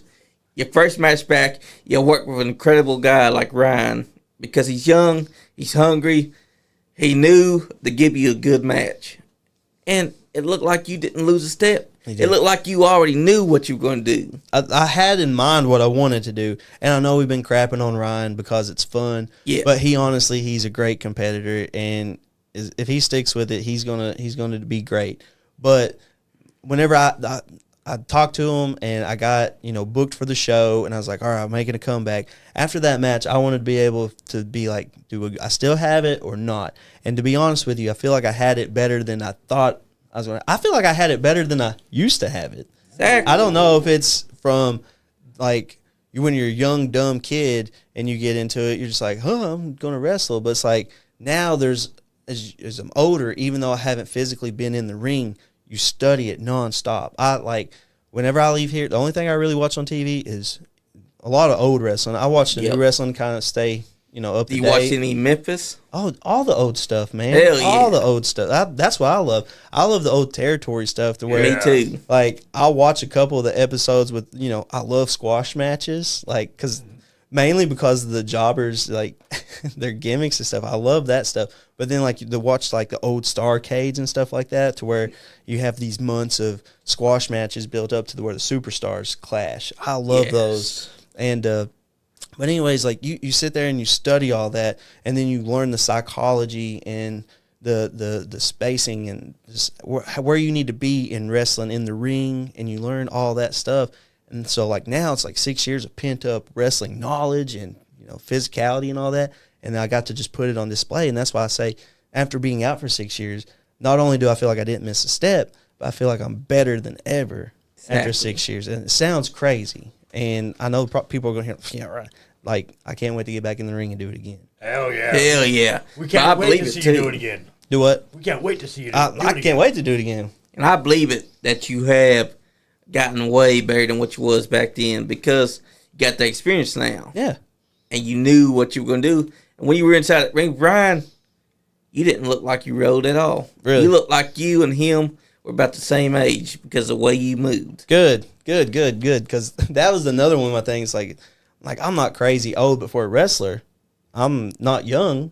Right. And so going against a younger guy in his early 20s like Ryan, I was like, can I keep up with him? And I feel like not only did I keep up, but I excelled, and I was better and more physical. And like even when I hit that finish, when I jumped over him, I feel like I got more air than like I used to. Even the leg drop, you got more air.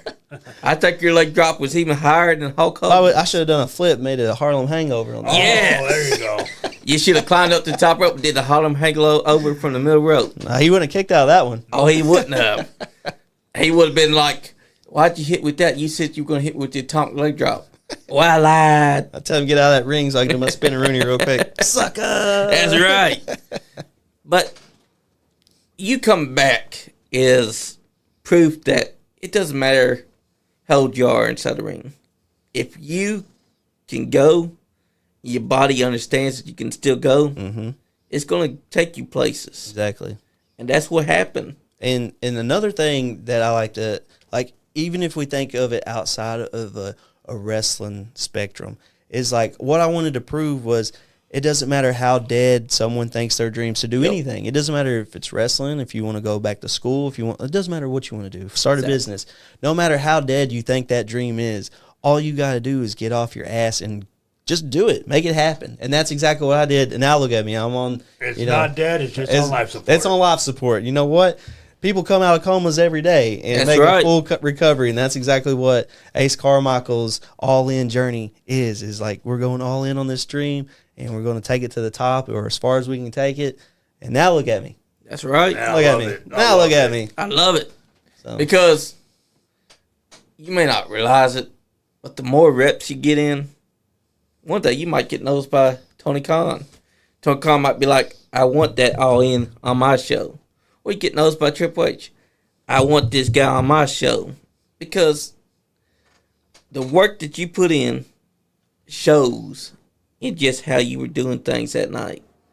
And the more you work EWA, you're going to be showing the fans what they can expect from all in Ace Carmichael. That's right. Because that's what it's all about. Well, that's great to hear that someone, I mean, obviously I know, hey, my hard work's paid off. But then whenever you have someone, like I've never met you until today. And for you to sit here and say, hey, man, I can tell your hard work pays off. It's like, that's great. That's a wonderful feeling. Exactly. That makes me want to go home. Like, I got to go home, go to bed, get ready for a shoot work tomorrow.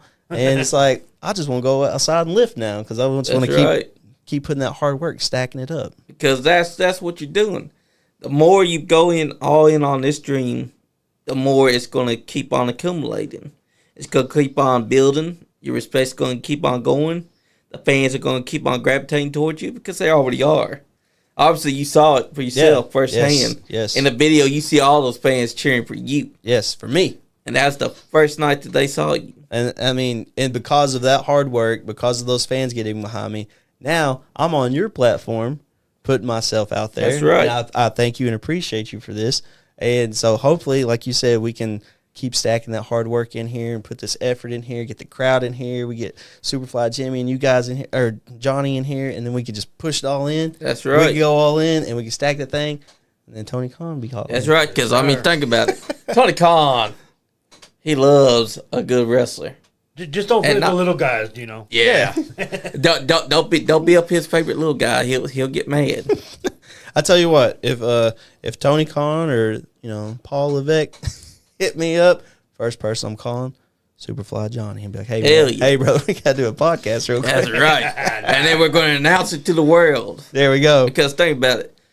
Triple H does, contrary to what people believe, he does have a burner account on Twitter. He does pay attention to all the indie wrestling. Because unlike Vince McMahon, Triple H is receptive to indie wrestling. Well, you even got that, was it the WWE ID? Yeah. Whatever like that? Yeah. And that's a good program, too. It's a great program, but I think a lot of people think, oh, that's just to lock up, these people in the indies. But it's like, they can also, like, sign somewhere else if they wanted to. Yeah, right. I don't know if you'd want to, but you could. Exactly. But, I mean that's just a great flex if you could get a WWE ID. Like, oh, yeah, no, WWE's looking at me, no big deal. And what makes it great is that WID is allowing them to teach you WWE style. Mm-hmm. So that if you do want to sign with WWE, they already have you where they can talk to you. And it also helps you to go out onto indies and use this style that you've learned for the independents and set yourself apart from any other promotion. And you get those more reps. Exactly. Mm-hmm. And I think that's a good thing for wrestling because for the longest time, WWE treated indie wrestling like it was nothing. Crap, yep. But now it's acknowledging that indie wrestling is here to stay. And by doing that, they've developed WID to help nurture indie wrestling, to help give more eyes to these guys. And also you got LFG, which is featuring some of these guys from WID showing up and these coaches teaching them what they know. I think that's a good thing for wrestling. Isn't wrestling beautiful? It really Yes, it is. Isn't it? really Especially right now. Yeah. Because for the longest time it stayed not where it was, but ever since 2015, you start seeing the rapid growth of wrestling. And we had our highs and we've had our lows. And see, that's what's so crazy is, like I said earlier, I used to like watch wrestling all the time with my brother growing up. And then I get to the age of like 13, 14, start chasing girls. I don't get to watch wrestling as much. And then, then after high school and all that, you go to college. And I didn't watch wrestling from about 2010 to about 2015. Yep. And then that's when I really got back into it. Finn Balor caught my eye. Yeah, Whenever they had NXT, he came out as the Demon. Yes, the a Demon lot. presentation. I love that. And like I'd never even heard it NXT. I started watching that, and that really got me back into it.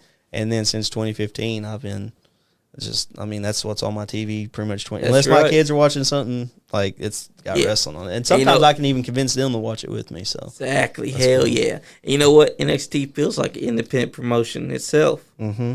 And I credit that with Triple H because it feels like for a long time he was watching independent wrestling. He appreciated it. Yep. And that's what made him create NXT. He took it from Vince McMahon, who was using it as just a game show type deal. Triple H's like, let me have it. Yeah, we can turn something into I'm going to turn it into something special, beautiful. And then you start seeing these names that were coming in like Tyler Black, a.k.a. Seth Rollins, Roman Reigns. All guys that are now on WWE roster have been to NXT. It was his own brand, and it felt like it was even better than Raw and SmackDown because Triple H and his League of Writers, they knew how to write it. It was like an indie show, but on a bigger platform, and it was allowing indie wrestlers to grind their teeth, so to speak. And obviously I'm a little biased, but I think independent wrestling is so much harder than it is your WWE and stuff because they have weekly television where people can keep up with storylines and they get invested. When you go to an independent show, yes, there are some storylines, but like I said, with mine and Ryan's match, most of the people didn't know who the hell I was and that I hadn't wrestled in 6 years. Exactly. Right. Most of the people didn't know who Ryan Ramsey were. And it's like for you to be able to, hey, you guys got 10 minutes to go out there and make this crowd care about what you're doing with no storyline, no nothing. You do an entrance, and that's about as much time as you have to get them invested. Like, I feel like that's very difficult, and I feel like we did a great job of getting the crowd invested, especially with getting them behind me in such a short term and such, like, time-wise. And I feel like now it's just going to take off. Exactly.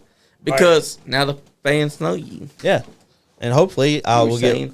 Well, it's not like you get promo time where No. you're out there like, hey, guys, I'm coming back, and then Ryan interrupts, who's this guy, blah, blah, blah, sets up a match. You guys don't get none of that. And even if that happened, the first time I come out there, I'm like, hey, I'm all in Ace Carmichael. Everyone's like, well, okay, do we cheer? You know what I Yeah. mean? No one knows who I am. There's not a storyline. Like, we can't build up weekly. And even if you have the with independent wrestling, the way it works is most places have a show either once a month or twice a month. And it's like, even then, it's like trying to get people to keep up with a storyline that many weeks out is difficult. But then if you think about like what WWE's done since '93, they have a weekly TV show every week for 22 years now. That's crazy. It is. Or 32 years. 30 years. God, I'm since, old. Since 1993. Yep.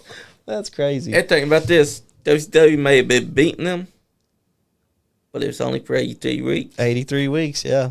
And what people don't understand is that the reason why they're beating them was because at that time this man was stubborn. Didn't want to adapt, didn't want to change. Then comes 1997. That was the turning point.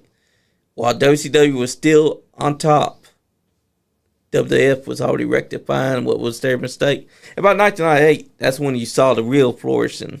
Because then you got Stone Cold Steve Austin on top. You got The Rock on top. You got Triple H. You got Mankind doing his thing. Cactus Jack returns. You got Terry Funk. You got New Age Outlaws. You got all these names. And then you saw the flaws with WCW. They allowed the finger poke doom to happen, which was not good. No, not at all. But that also shows you WWE's been around a long time. They knew how to adapt. Now, on independent wrestling, you can keep a storyline going, but you have to be consistent with it. Very consistent. Because even if you're doing only 2 shows a month or 1 show a month, you can keep that story going. All you got to do is build it from 1 month to another month. Because if you don't, the fans lose track. And then the fans don't care. Yep. That's all it takes is one show to slip up. Yep. And then the next show you come back like, wait a second. Who's that? Who? you need the fans to understand that you're being consistent with it. Because if they got Ace Carmichael versus Ryan Ramsey in this feud, and you both have had match after match, and then 4th month in, the storyline somehow vanished. Now you're fighting just anybody. Yeah. The fans are like, what the fuck am I Where's watching? Ryan at? and you're like, who's Ryan? I've never met that guy because now you have to ignore that you even had a feud. Exactly. But all I say is that independent wrestling can create consistent storytelling. They just need to do it month after month. Because that's how you get the fans to understand. Yeah, we do have storytelling. EWA's got stories. Yes. They had a long running storyline that just ended in last year's October. It involved the Ben Sheeran brand. They had all to go. They were on top for months. Marty Clay got taken out. Scott Diamond got taken out. And then it culminates with Scott Diamond back. Berto, Marty Clay, even higher. They get the win. And now Berto is commissioner. And Ben Sheeran's out the gate. And finally gets attacked by Scott Diamond. That was storytelling at its best. Hey, I've known Scott for a while, and if I know anything about Scott, he's gonna get his back. That's right. Every single time. That's right. And that's what you call storytelling because they kept with it. Yep. I mean, even Adrian was hinting at us back in 2023 because when he first announced EWA, we were the ones to bring it to the forefront to the public. And he was telling us, wait till y'all see the storyline that I got cooking. The storyline that he was cooking involved the Ben Sheeran brand. Because we had this up back in our minds that Ben Sheeran was a good guy. Yeah. Suddenly he attacks Mark Clay and sides with Clayton Canyon. Good guys don't do that. Exactly. And now we start seeing BSB. Gaston LaRue joins him. Alex Angel turns on Scott Diamond, chokes him out with a tie over the rope. That was a hell of a storyline. Yep. And when it ended, was beautiful. Yep. Way better than what we're seeing around here because this is stupid. Like, oh no, is he gonna get her? How stupid is this? Because why is John Moxley one guy? I mean, he's not got a chair. All you had to do, Moxley, is go inside the ring. So who cares about the other guy with the chair? Why is Jay White even there? I feel like John Moxley, like he's afraid he's gonna bleed, so he doesn't. Oh my God! For the first time ever, John Moxley is afraid to bleed. No, see, the problem is he's not bleeding, so he doesn't know what to do. Yeah. Yes, that's exactly right. He's gonna start Sandman and grab a beer. And Or remember when we Who's all this? thought, "Oh God, it's Willow Nightingale." Okay, yeah. What's she doing? Why is she out here? She's not mean enough to give nobody no concerto. Exactly. They've never established any reason for What's her her to beef even be with her? involved. Yeah. What? This reminds me of when she was the Tibet. She killed her. She's dead. Oh, she did. She just committed murder for what reason? Exactly. See, this is what And we're she's- talking about, Tony. And I also remember Jay White was the hottest thing to come to AEW, and Went down. now he's not there. Shout out to the Switchblade. I missed the team days with for Boston Gunn and them, but now it's You no mean the longer ass there. boys? Yep. Yes, boys. Thank you, Danhausen. Oh man, I love him. Me too. There's a lot of people that don't, but Danhausen has a great gimmick. I mean, I seen like he does like some review show on YouTube, and I could just sit there and watch him because his character, the Me Danhausen too. character, Yeah. just I love it. It's Me too. Amazing. Exactly. He's got his voice like camera boy Nick. One time he broke though because he's reading a letter. He opens up the letter. He's reading it. And it says Camera Boy Greg. And he says Camera Boy Greg and starts bursting in laughter. He's like, Camera Boy Greg, that's you. And Camera Boy Nick's like I'm not Greg, I'm Nick. And from then on, he started calling him Camera Boy Greg the break Nick. But that just shows Danhausen understands it. Mm-hmm. Character building is very important in wrestling. Yep. Without character, there is no wrestling. Oh yeah, I think you got Mean Mark Calloway. Yep. Same guy as the Undertaker. Yep. Yeah. But no one cares about Mean Mark Calloway. Yep.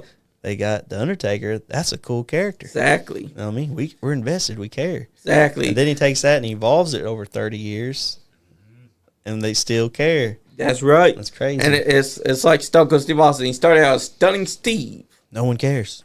He started out as Ring General. Ring Steve Ring Austin, no Master, one cares. No one cares. Then finally, Stone Cold Steve Austin and the people gravitate towards it. Why? Because he was a beer swilling, cussing, storming, flip off his boss. Hey, I can Fuck relate. you, guy. Yeah, right. Yes, right. And The Rock, people didn't like Rocky Maivia. Die, Rocky, die. Yep. Die, Rocky, die. Well, The Rock goes, what The Rock says you can take it and stick it. You can know what The Rock is cooking. And boom, the rest is history. Because character building is important. I mean, guys like Macho Man understood it. Jake the Snake understood that. Yeah. Roddy Piper understood You that. get that charisma. Exactly. It's hard to deny it. Exactly. And that's the thing. Is like you don't like Hulk Hogan. Obviously, think whatever you want of him. He's a wrestling god. Yeah. Can't deny that. Can't deny it. And he's almost people's Mount Rushmore. Yep. In ring talent, as far as moves and stuff, not that impressive. Yeah. Charisma and character and stuff, people love that guy. Yes. That's what blew him up. Was Now, have you gone back and watched him versus Antonio Inoki? the one over in Japan? Yeah. Yep. Yes, I've seen that. The fact that he could actually wrestle. Yeah, Hogan can wrestle. he can, but He here's just didn't bring that to America. Exactly. It's just all character. he's one of those less is more, brother. You know Yep. what I mean? Yep. And if it don't work for him, you better not expect don't the work job. for nobody. But here's the thing. I just realized that after going back and watching WCW, he did do the JLB a lot for guys. Guys that you didn't expect him to do JLB for. I feel like we think about him now because everyone has a podcast Yeah. and all this stuff. It's like, yeah, Hogan wouldn't lay down for me that night, brother. And it's just like, well, Hogan sucks. Well, it's like, oh man. But then you go back and you watch it. He was doing the JLB for a lot of people, even during the New Blood era. He was jobbing for all the New Blood, and you're like, I thought this man don't do the JLBs. I thought he was allergic to it. Turns out he was doing a lot of it. Sorry. No, that's fine, brother. But Hulk Hogan was one of those guys that understood character work. Say your vitamin, eat your prayers, and do it with the Hulkamaniac. Hey, that's a wrestling crate shirt. Don't you rip that? I got that same shirt. Hey, I've never ripped this shirt. No. Yeah, this is my boy. Look at him. The four faces of You got Foley. Cactus Jack. You got I the didn't even dude notice you're love. wearing your Foley shirt. Yep. Oh, Hell man. yeah. Cactus Jack. Great minds think alike. I'm still wearing the Ace Carmichael shirt. That's right. We need to get some of those. We need to get some of those. Yeah, we need to get some of those. Alrighty. But you know what? You also got to get it to Mick Foley as well. Yeah. Mick Foley, if you're watching this, you need to wear an Ace Carmichael shirt. All in And Ace you need to put it Carmichael over shirt. too. Yeah, and wear it around Christmas time with your Santa Claus. Exactly. Well, actually, I think there's Christmas time all the time for Yeah, him. yeah. That's Because what he they loves Christmas. say. Loves it. But we also got him on our wall. Sacco? Yep. Yep, in there? Yep. Oh, okay. That man is our guy, besides Terry Funk. That's no one that gets it. Yeah. When he made you actually believe that he fucking hated his opponent. If he wanted to cut you open, he'd do it. I was watching a match between him and Jerry Lawler in an empty arena. The match that inspired that man's empty arena match with The Rock. And they're just fighting over this fucking stick that he's trying to jab out fucking Lawler's eye, and he's just trying, they're just rolling around tussling, and next thing you know, Lawler gets up, kicks the arm, and he stabs his eye, and he's like, my eye! It was wild, Yeah. because he made you believe. Yeah, even in an empty arena. Exactly. You know what I mean? And then you had Brutus. Brody. Yeah, Brody. Brutus Yeah. Brody. He would make you believe because that chain they would use, that's just so he could keep the fans away from touching them. Yeah, whip him around. Because he would have fucked them up if they touched him. But he would fucking go into the crowd. He'd be just swinging that thing around a like propeller, crazy. like a helicopter coming through. You can make way. Like he made you believe. Stan Hansen, he made you believe. That match with Vader, that was a hard hitting match. Hey, you know what I think about like older wrestling like that is everyone says, like as far as like make them believe. It's like no, because that's who they are. Exactly. You know what I mean? And I feel like that is one problem with wrestling now. Is like there's a lot of guys like no one's the tough guy that like Yeah. you know what I mean. Like pretty much every wrestler nowadays, and it's just the way times as like a society has evolved. It's like almost every wrestler's like you can like approach anybody pretty much. It's like back then, like I kind of want a Stan Hansen autograph, but he might kick my ass. So Yeah, it's like right. I'm not even gonna ask him. Exactly. You know what I mean? Because back then, those guys, they were who they were. Mm-hmm. Bam Bam Bigelow, Beast from the East, tattoo of flames on his head. Motherfucker was so tough. You actually believed that he was a beast. Yeah. And then he saved people from a burning building to show that he was a good man. Yeah. And even John Tenta, a.k.a. Earthquake, that man was a good man because he legit had a sumo background. Mm-hmm. There's the one time where he had an instant where another sumo wrestler got into a shoot with him. And John was a nice guy. John tried to work with the guy. And next thing you know, the guy just stops working with him. John tells him, it's fucking professional wrestling. He's going to beat that guy's ass. But he tried to stay calm and keep professional because the guy was literally, for some reason, the guy didn't want to work with him no more. Yeah. And the guy had a history of not working with you if he didn't like you somehow. Was it Antonio Inoki and the guy, the big old Great dude, Antonio. in the yellow? The Great Anthony. Yeah, he tries to Yes. shoot on him and he just Yes. gets his ass kicked. Yes.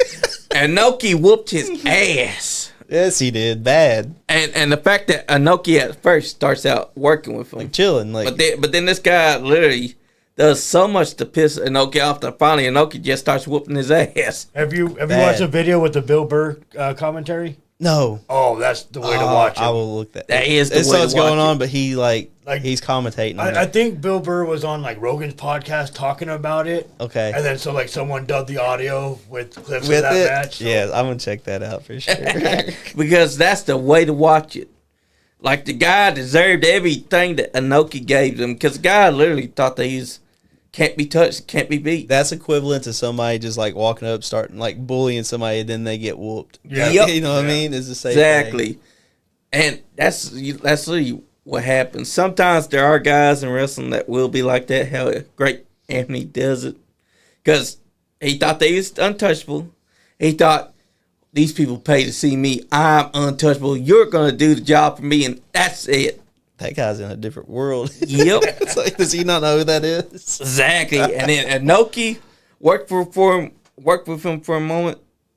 Finally, Inoki's like, nah, that don't work for me. I'm gonna whoop your fucking ass. Beat his ass, and literally while he's down on the ground, just starts kicking him inside the head. Yeah, if you're not gonna sell for me, I'll make it sell. Exactly. That reminds me of Great Sasuke. Great Sasuke took issue with a man called Dirtbike Kid because, one, it was a tournament where you wear a mask. Mm-hmm. Well, Dirtbike Kid gets out there and he removes his mask instantly, going to business for himself. At first, Great Sasuke tried to work with him. That's fine and dandy. Well, you see on the bill that Dirtbike Kid, he for some reason just stopped working with him. So Sasuke, it's like, yeah, all right. Kicks him inside the head a couple times. Front face locks him to end the match quickly because he was really heated. Yeah. But that was his way of stopping the match before he beat that guy's ass badly. It's always a good solid kick to the head. Yep. It kind of like knocks it. Like it's kind of like you guys remember the oh crap, what was his name? The guy who he used to be on Animal Planet that would train the dogs. Yeah. And he hits them with the like that, like grabs like that. The dog whisperer. Yeah, that's a good like kick to the head's a good Yeah. snap his attention. Like Yeah. Like if you get a wrestler mad and he's trying to work with you and you're not working with him. yeah, hit him with a Yeah, exactly. or a roundhouse kick to the head. Give him a Same good thing. stiff kick. He'll listen immediately unless he is Great Antonio or Great Anthony. Then you hit him with a couple. Yes. But sometimes you have to do that because there are some times where you meet a wrestler that for some reason or other he kind of has a bigger head. Mm-hmm. It doesn't understand that wrestling is all about cooperation. You want to protect each other while having fun and making those people out there invest in you. Yep. But there's guys that are like, I don't need their approval. I'm untouchable. You can't beat me. I don't want to look bad. So I want that. Remember that time with Dan Spivey and Sid Vicious worked with this guy called Mike Bell, and he had a partner with him. And this guy didn't want to lose his hometown, even though he's supposed to be putting over them. Yeah, doesn't everyone know you lose in your home? Yeah, right. And he literally no-sold them for the entire match. Yeah. And finally, Dan Spivey and Sid Vicious, they throw out the tag team partner. Like, you can literally see Sid or Dan tell the guy, we're going to throw you out there. You're going to stay out there. And then they start whooping this guy's ass. Teddy Long literally tells them on camera, you can hear him say, kill his ass, as they're beating his ass. Mike Bell did not stand a chance after that. Sometimes you gotta know who not to piss off. And Dan Spivey was one of those guys. The only time I ever seen Sid mad is whenever his car was crushed. Yep. And remember that when he jumped on my car, go Bird. And then I love how the next week he came out and he's like, something about parking space 13. 13! Oh no! And he runs out there and his car's like, no! He thought that it was gonna be Goldberg's car that got crushed, but instead it ended up being his again. And that was 2 of the 83 weeks right there. Yep. So, I mean, there you go. Exactly. Remember that time when him and Arn Anderson got to fight with scissors? Man. Was it the hotel room or Yep. something? Yeah. Yep. I mean, sometimes that happens though. They were heated, and it just evolved into a scissor war. Scissors. Went from a fist fight to a scissor war. They both ended up stabbing each other, go to the hospital, make up, still friends. You got any friends like that could stab you with some scissors? You'd be like, Yeah. Tomorrow, hey, brother. Yeah, that can happen. Maybe not tomorrow, but Give it a week or two. Give it a week or two, or Wait till give these it a month. stitches get out. I mean, and- That's right. But sometimes it just happens. Exactly. Two guys gotta slug it out, or it evolves to a scissor fight. Hug it out or thug it out. That's what I That's like. right. And that's what they did. Arn Anderson is the man because the Spine Buster looked great. His tag team with Tully Blanchard was a badass tag team. His Brain Buster looked good too. Mm-hmm. You can't take away from that. No. A lot of people like to give Ric Flair his credit. I give Arn Anderson his credit. About Arn Anderson, there's no Four Horsemen No. because Arn Anderson named that fucking group. Yep. It's He was the good Anderson in the group. Yep. Personally. He sure was, because old Anderson, nobody likes him. Like, you watch any old stories, they all hate his guts. Oh, yeah. I'm like, well, damn, Ole. Did you have to make them all hate you? Every one of them. And the fact Make that a he whole was the territory. Shockmaster. The Shockmaster voice. Oh, my God. Isn't that like one of the greatest? Yes, it is. Man. The greatest, because nobody told him that they put an actual 2x4 down there. I am the and when he goes through the wall and the helmet comes off and he gets the helmet, and you can audibly hear Dave Boy Smith say he fell on his fucking arse. That's funny as hell. Now, Ole had a great voice, but that, Yep. that promo sucked. I'm the Shockmaster. Yeah. What? You want to go, punk? Huh? You want to go? You remember when Arn Anderson parodied that in, I think it was 2012 or 2013, and they had Santino as the Shockmaster, and yes, you hear a voice say, "I'm the Shockmaster," and Triple H and them out there seeing Santino, that they look around, they're looking. There's Arn Anderson. He's got the microphone and everything. Arn looks at them, looks at the microphone, drops it, and runs. And they're like, "Oh, that's funny as hell," because it pokes fun at wrestling, but not in a bad way. Yeah. It's honoring what came before. Yep. Because even that is good wrestling. Yeah. Because they didn't shine negatively on that. Exactly. Because that could have happened to anyone. Exactly. I think like R-Truth does a great job of that. Oh, he does. Because he's like the best. wrestling is entertainment. It's not all about badasses kicking other badasses' asses. That's right. There's entertainment value. So if you can get in there and make it entertaining and funny, and it works, now you can have some stupid comedy. Yeah. But if you can like get in there and have a good wrestling match and add comedy to it, that's great. Exactly. Well, I've always equated wrestling to a circus act. You go to a circus, it's not just a strongman. No. It's not just the clowns juggling. It's not just the acrobats. Yep. It's all of it. Yep. And that's what wrestling should be. It should Yes. be Exactly. all of it. Because every piece matters to make wrestling what it is. Mm-hmm. You need your comedians. You need your serious wrestlers. You need your wrestlers that understand romance. You need your wrestlers that understand storytelling. You also need your wrestlers that may not be good but are decent, because when they're decent, they can make a good match good. Mm-hmm. And you need your referees to understand their place too. You don't need an Aubrey Edwards who does way too much to draw the attention on her than the actual match. Way too often, too. Yeah. You know? You Like, need your occasionally referee. you get that Herb finger point. Yeah. But like every pay-per-view. Yeah, exactly. Because They got a ref in Mexico who does suicide dives and all that. Yeah. yeah, what they don't understand is that that's all fun and then, but the difference between them and what Dallas Edwards did from the build I showed you is that he didn't do that all night. Yeah, that's a one-time It's only thing. one spot. And that but- makes it memorable. Yeah. You know what I mean? And also, the referees are supposed to make the attention about them because their job is to be out there, gauge the fans, be able to tell the boys when it's time to go home, and also tell the boys if the fans ain't liking something. Yep. To switch it up. But she does a little bit too much. Too It makes you go, my God, is the referee who I'm supposed to be watching? Is the referee going to win? The difference between her and Mark Curtis from WCW, who was doing the finger bang before her, is that he didn't do that all the time. No. He didn't The big match animate or all the something. time. You know what I mean? Exactly. He made sure that the matches was the most important thing. And whenever he did the finger bang guns, they meant something. Because he'd only do them for certain matches. Yep. But she tries to do them for every match. Yeah, every match. That's why you got to make it special. You gotta Exactly. Make it memorable. That's why we need referees that, like Jonathan Barnes, Dallas Edwards, Daniel Spencer, SBO, God rest his soul. We need those guys that can teach other referees how to do it. Because if you got referees that can understand what you're supposed to do inside a match, that's the best. Yeah. And what these... Too much of these guys. Why aren't they going to jail? Exactly. But here's the thing.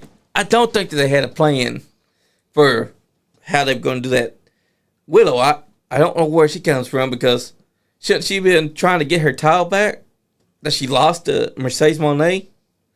Because that was literally what happened. She lost it to her, and we didn't see Willow Nightingale for a long time. Now suddenly she's here. Now she's taking it out. Yeah, exactly. And then, don't get me wrong, his gimmick can work. Yeah. But when he had the title, he was putting inside a bag. Mm-hmm. And you also didn't feel like he was champion. You felt like the title meant nothing. Yeah. He's one that doesn't need a belt. Yep. He's got the gimmick. He's better off doing this gimmick because this gimmick is inspired by Richmond. Now, can you imagine this? Orange Cassidy, heel turn. Yes. He starts I'd like to see everything. No more denim, no more hands in the pocket. He's just out there doing everything. We need that. 100, like Because- he's at 100%. Yeah, because he's been this gimmick for at least 5 years now. Mm-hmm. No, 6 years because AEW started in 2019. Yep. So if he goes heel, he ditches everything that's Orange Cassidy, and he also changes his name and starts calling fans stupid because they all played into his hands for the last 6 years. That would have been fire. And we're right back to him trying to go for the title that he lost. What do you guys think about Don Callis? I like this. I like this version of him. Despicable human being. I think. Yes, he is. Look at him. Because he turned on Will Ospreay and everything. And then this man right here sold his soul to him. Yeah. Don't tell me that he's defending his title against Orange Cassidy. Don Callis has had a great wrestling mind. Oh, yes. Man, that guy's a wrestling genius. The Jackal. The Jackal. That's where I recognized him first. Yep. And back then he had hair that was all long, and he still had the same lame ass voice and made you hate his guts. But he's gotten even better now that he's here. Yep. Because he's at least written well. Mm-hmm. And then this guy right here, Takeshita, this guy's awesome. I just wish that they book him like a world champion because this guy has it. Yeah. Like he's defending his title against Orange Cassidy. Is he defending it? Is he? I don't know because I was think gonna say so. I haven't seen Orange Cassidy in Me either. You know what I mean? So that doesn't make sense. That'd be like, the ref's holding the Yep. belt up. It's on the line. okay, that's it. My next match will be a title. Scott match. Harrell chimed in. He said, Jackal, little jewel on his forehead. That's right, Scott. That's my brother Scott, all the way from Denver. Or no, he's in Montana now. Yeah. Hell yeah. You guys ever been to Montana? No, I've never. Montana's a good place. It's a good place. Yeah, it's crazy though because like if you're driving around, if you're not in like one of the like what am I thinking? Urban areas. Yeah. Like because most of it's all just mountains and like long roads. If you're like struggling and you're almost out of gas, like it gets scary because like you don't know when you're gonna see a gas station out there. Hey, that happened to us last year after the Caverna Super Show. I mean, after our match in Salina, Tennessee. We were driving. Gas light comes on. All right, we'll get gas. Fuck. And then we go to a gas station. Gas station's closed. Mm. And now you got to go and desperately try to find a gas station that's open that night. And guess what? We come to a gas station that looks like it's closed, and it was open the entire time. We were saved after over 2 hours of being on that road. My God, that was a scary experience. So But that's Tennessee for you. So Scott says no one in AEW really has it. He's Nobody? right. Well, yeah. I mean, what are we saying? It's it. You know what I mean? Yeah, exactly. Like, Well, I mean, you could have said the same thing in WCW back in 93, 94, and they had Austin, they had, a lot, they had they had Triple H, as terrorizing. So, I mean, and those guys had it, just WCW didn't have it. Exactly. For them. Yeah. I think that comes with the booking and stuff Exactly. like that. Yeah. exactly.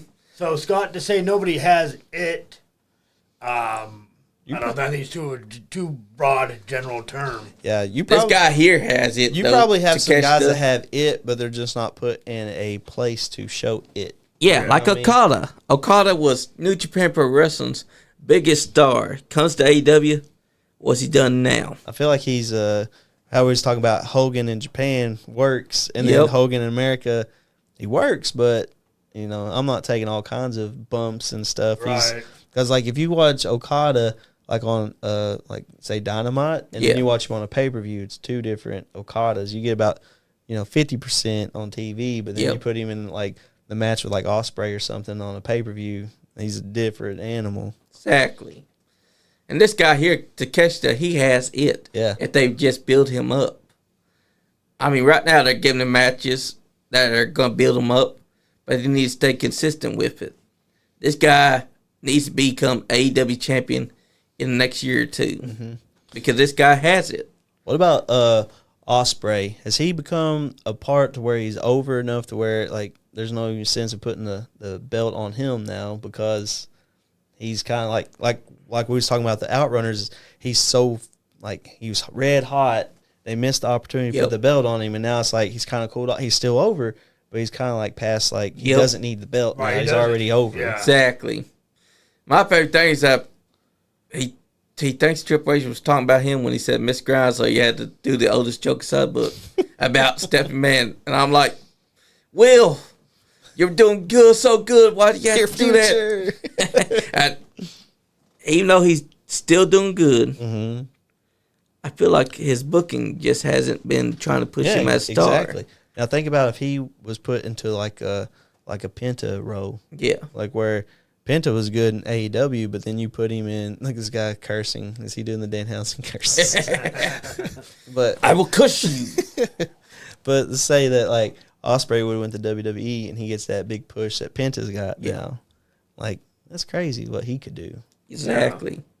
Because now he's not doing moves for the sake of it. Because in AEW, there's no production means. You don't get told how to do it. Go over there and get over. And you're doing things that can injure you faster. But in WWE, now you're doing moves that are going to mean something. And there's not a lot of room for injuries. Because you're inside carefully controlled space. It's almost like that's what it's supposed to be. Exactly. But AEW forgot that. Yep. Because I feel like they have a completely different crowd, which they kind of do. Yeah, they got a more hardcore crowd. Yeah. Kind of like they want to see you bleed all the time. Yeah. So you get injured a lot. That's why Later, Scott. Thanks for tuning in, brother. Appreciate that. Thanks for tuning in. Oh, look at this. He said something else. Uh-oh. That's why the guys that come out of Japan always look really good at wrestling, but their storytelling is awful. And anybody who goes from here to Japan who wasn't the greatest storyteller ends up being a really big star in Japan. I mean, yeah, he said that's true. Think about, Prince, Finn Balor. Yeah. Over in Japan, great. Comes over here, he's still good, but it's not what he was in Japan. Yeah. Because I think it's like so different. You know? Oh, it is. And then I feel like a lot of people, like you got like Okada, like I don't know how good, like he can speak English, but would you put him on there for like a long promo to kind of build anything? I don't know. It's always something like that. Then you got like Asuka, huge ordeal in Japan, comes here, still ordeal, but she's never been in the like serious storylines because like how well can she talk and get over on the mic like that. The best one so far that I will say is going to be doing good, Julia and Stephanie Bakir and Delta, aka now Zarya. They got it. They can talk on the mic. They still can be their strong style. It feels like they understand character work. That's something that most people that come from Japan forget. Asuka, I will say, she's been doing a hell of a job, but Io Sky, a.k.a. Io Shirai, she's got one up over Asuka. It's that she can talk, she's badass, and she can tell stories. Most people that come from Japan need to try and strive to be like Io Shirai because that'll take them far. Yep. Just like Julia. When I first heard her speak, I was like, she's already got it. Because she already understood. Yep. And then, like, I think about, like, Shinsuke Nakamura. He first came over. He was hot for a minute. Yep. And then went downhill. Yeah. Yep. And, I feel like a part of that was because Vince McMahon suddenly stopped buying him as a star. Because Triple H saw him as a star, but Vince McMahon was like, let me take him. Now I'm going to show you, pal. how I treat these pieces of trash. Kabuki Warriors. Yeah, worst gimmick ever. Because even though it's still used as a tag team name for Asuka and Kairi Sane, it's more of like an insult from Vince McMahon to them. Oriental back then. Express. Yep. Or whatever. Was that what it was called? Like in the 90s or Yeah. something Yep. like that? Like, they should be getting a better name than that. Mm-hmm. But at least, even though they have the name still, they treat it like stars now. Yeah. Now, if Vince McMahon was still here, Asuka, Kairi Sane, Io Sky, Julia, Stephanie Bakir, Delta, fired. Any woman who's not a blonde. Exactly. Yeah. Because he likes his blondes. Oh, except for Janelle. That's the only exception. Because she's got brown hair. But any other person, they got to be blonde. I mean, think about it. He thought Sable was the hottest thing inside the world. Yeah. And yet, Sunny was hot, but he didn't treat her like she was the hottest thing. Sable was his hot lesbian action. But that was Vince McMahon for you. His mind works in weird ways. Yeah, very weird ways. Professional wrestling promoting genius, and then other ways, idiot. Yes. Because if you think about it, a lot of his ideals weren't his ideals. Mm-hmm. He had them pitched to him by his smarter team. Triple H has a smart team as well, but they're not yes men. Yeah. And Triple H encouraged them. Like I watched recently, Pat McAfee helped put together the things that happened recently at the Royal Rumble event. I'm like, oh damn, Triple H actually lets his team do things. Trust somebody. Exactly. Now if that was Best Man would be like, fuck you, I'm gonna run it all. You're just gonna sit there, look pretty, and I'm gonna say everything I need to say, pal. Pronouns, pal. And then he's going to shit on their head. Oh, look at this. We got something from Twitch. Wretched Hallmark. Best viewers. Don't. Oh, That's never mind. scam shit. It's a scam bullshit. My bad. But we do get some views from Twitch. But not that one. But you know, speak of storytelling, what do you think about some of the greatest storytelling that you can remember? So What would you say is your favorite? favorite stories? Oh man, I remember. The Kane and Undertaker. Oh, I was about to suggest that. Great. That was great.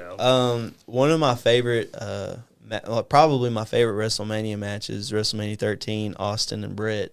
Nice. I loved the Bret Hart Canadian, all that stuff against the USA, and then him with obviously Brett and Shawn, all their stuff. I always thought was great. But yeah, like as far as like greatest stories, like the Undertaker and Kane, I remember that one just like one that like I was like, these guys are brothers and they almost kill each other. Hell yeah! Because I was like 7 or 8, and I just thought that was wild. Because I'm sitting there watching my brother, and I was like, man, like I couldn't imagine like, what if I burnt down the house and killed my parents? And then I grew up to be a professional wrestler, and he somehow survived. And then like he comes after me, like, And I have a daddy called Paul Bear that fucked my mom and made Kane. yes. Oh man, that was perfect. That was perfect. That was a perfect Paul Bear impression. Thank you. Oh yes, Yes. it's so uncanny. How about this? I love you. Oh God, brother, love. Do we have Just Incredible? I love you, Do we have Just Incredible in the studio? What's going on? Where's he at? Jason Sensation. That's his name. I'm not a nugget. I am not a nugget. But- Man, those are funny. Yes, they are. Those are really funny. I mean, I know you couldn't do them nowadays, but those Yep. are funny. What would you say if I said we've been on here 2 hours? I'd say it's flown by. Yes, it has. But- And at this point, guys, we say our goodbyes to our fans. Who would like to go first? I'll go first. Look me up on Instagram or Facebook. Just search Ace Carmichael. When you see this beautiful face, hit the follow or add me as a friend. You can also, if you're interested in some all-in Ace Carmichael merch, DM me. We'll order you a shirt or whatever. You can catch me at the next show in Danville, Kentucky, March 22nd for EWA. I'm not 100% sure what I'm going to do. I just know I'll be there, so you should be too. Appreciate you guys for letting me be on. Yes, Appreciate sir. you. Thank too. you. It's been a great time. Hell yeah. Joe? Thank you for stopping by, Hey, man. thanks for having me, man. Thanks for putting on a great match, man. Thank you. Yeah, you couldn't tell me you've been away for 6 years. Yeah, we can't wait to see you at the next show and all the shows from here on out, man. And Well, I'm excited to see you guys. Yep. I made 2 friends tonight. This is great. That's sir. right. Keep on building your brand and get that gold, brother. Thanks, brother. I appreciate That's what it. it's all about. Guys, I just want to say thank you to everyone that's been tuning in. Thank you to Ace's mom that tuned in earlier. She said Thanks, she Mama. loves her Ace. Thank you to Scott for tuning in. Chris Blade. Although I did get that $5 and it was worth it. But also, guys, March 15th, Horse Cave, Kentucky. Ultimate Championship Wrestling, Trip Crown Wrestling, and USWF Wrestling Biggest show in Kentucky. present the biggest show, the WrestleMania of Kentucky, the greatest show in Kentucky ever, the Caverna Super Show, Horse Cave, Kentucky, March 15th, 2025. And with that, I've only got one thing to say. We are all in, Go baby. all That's in. right. And if you're not having fun, You ain't getting none. damn, skip it. Yeet, yeet. Nice Guy Andy Podcast.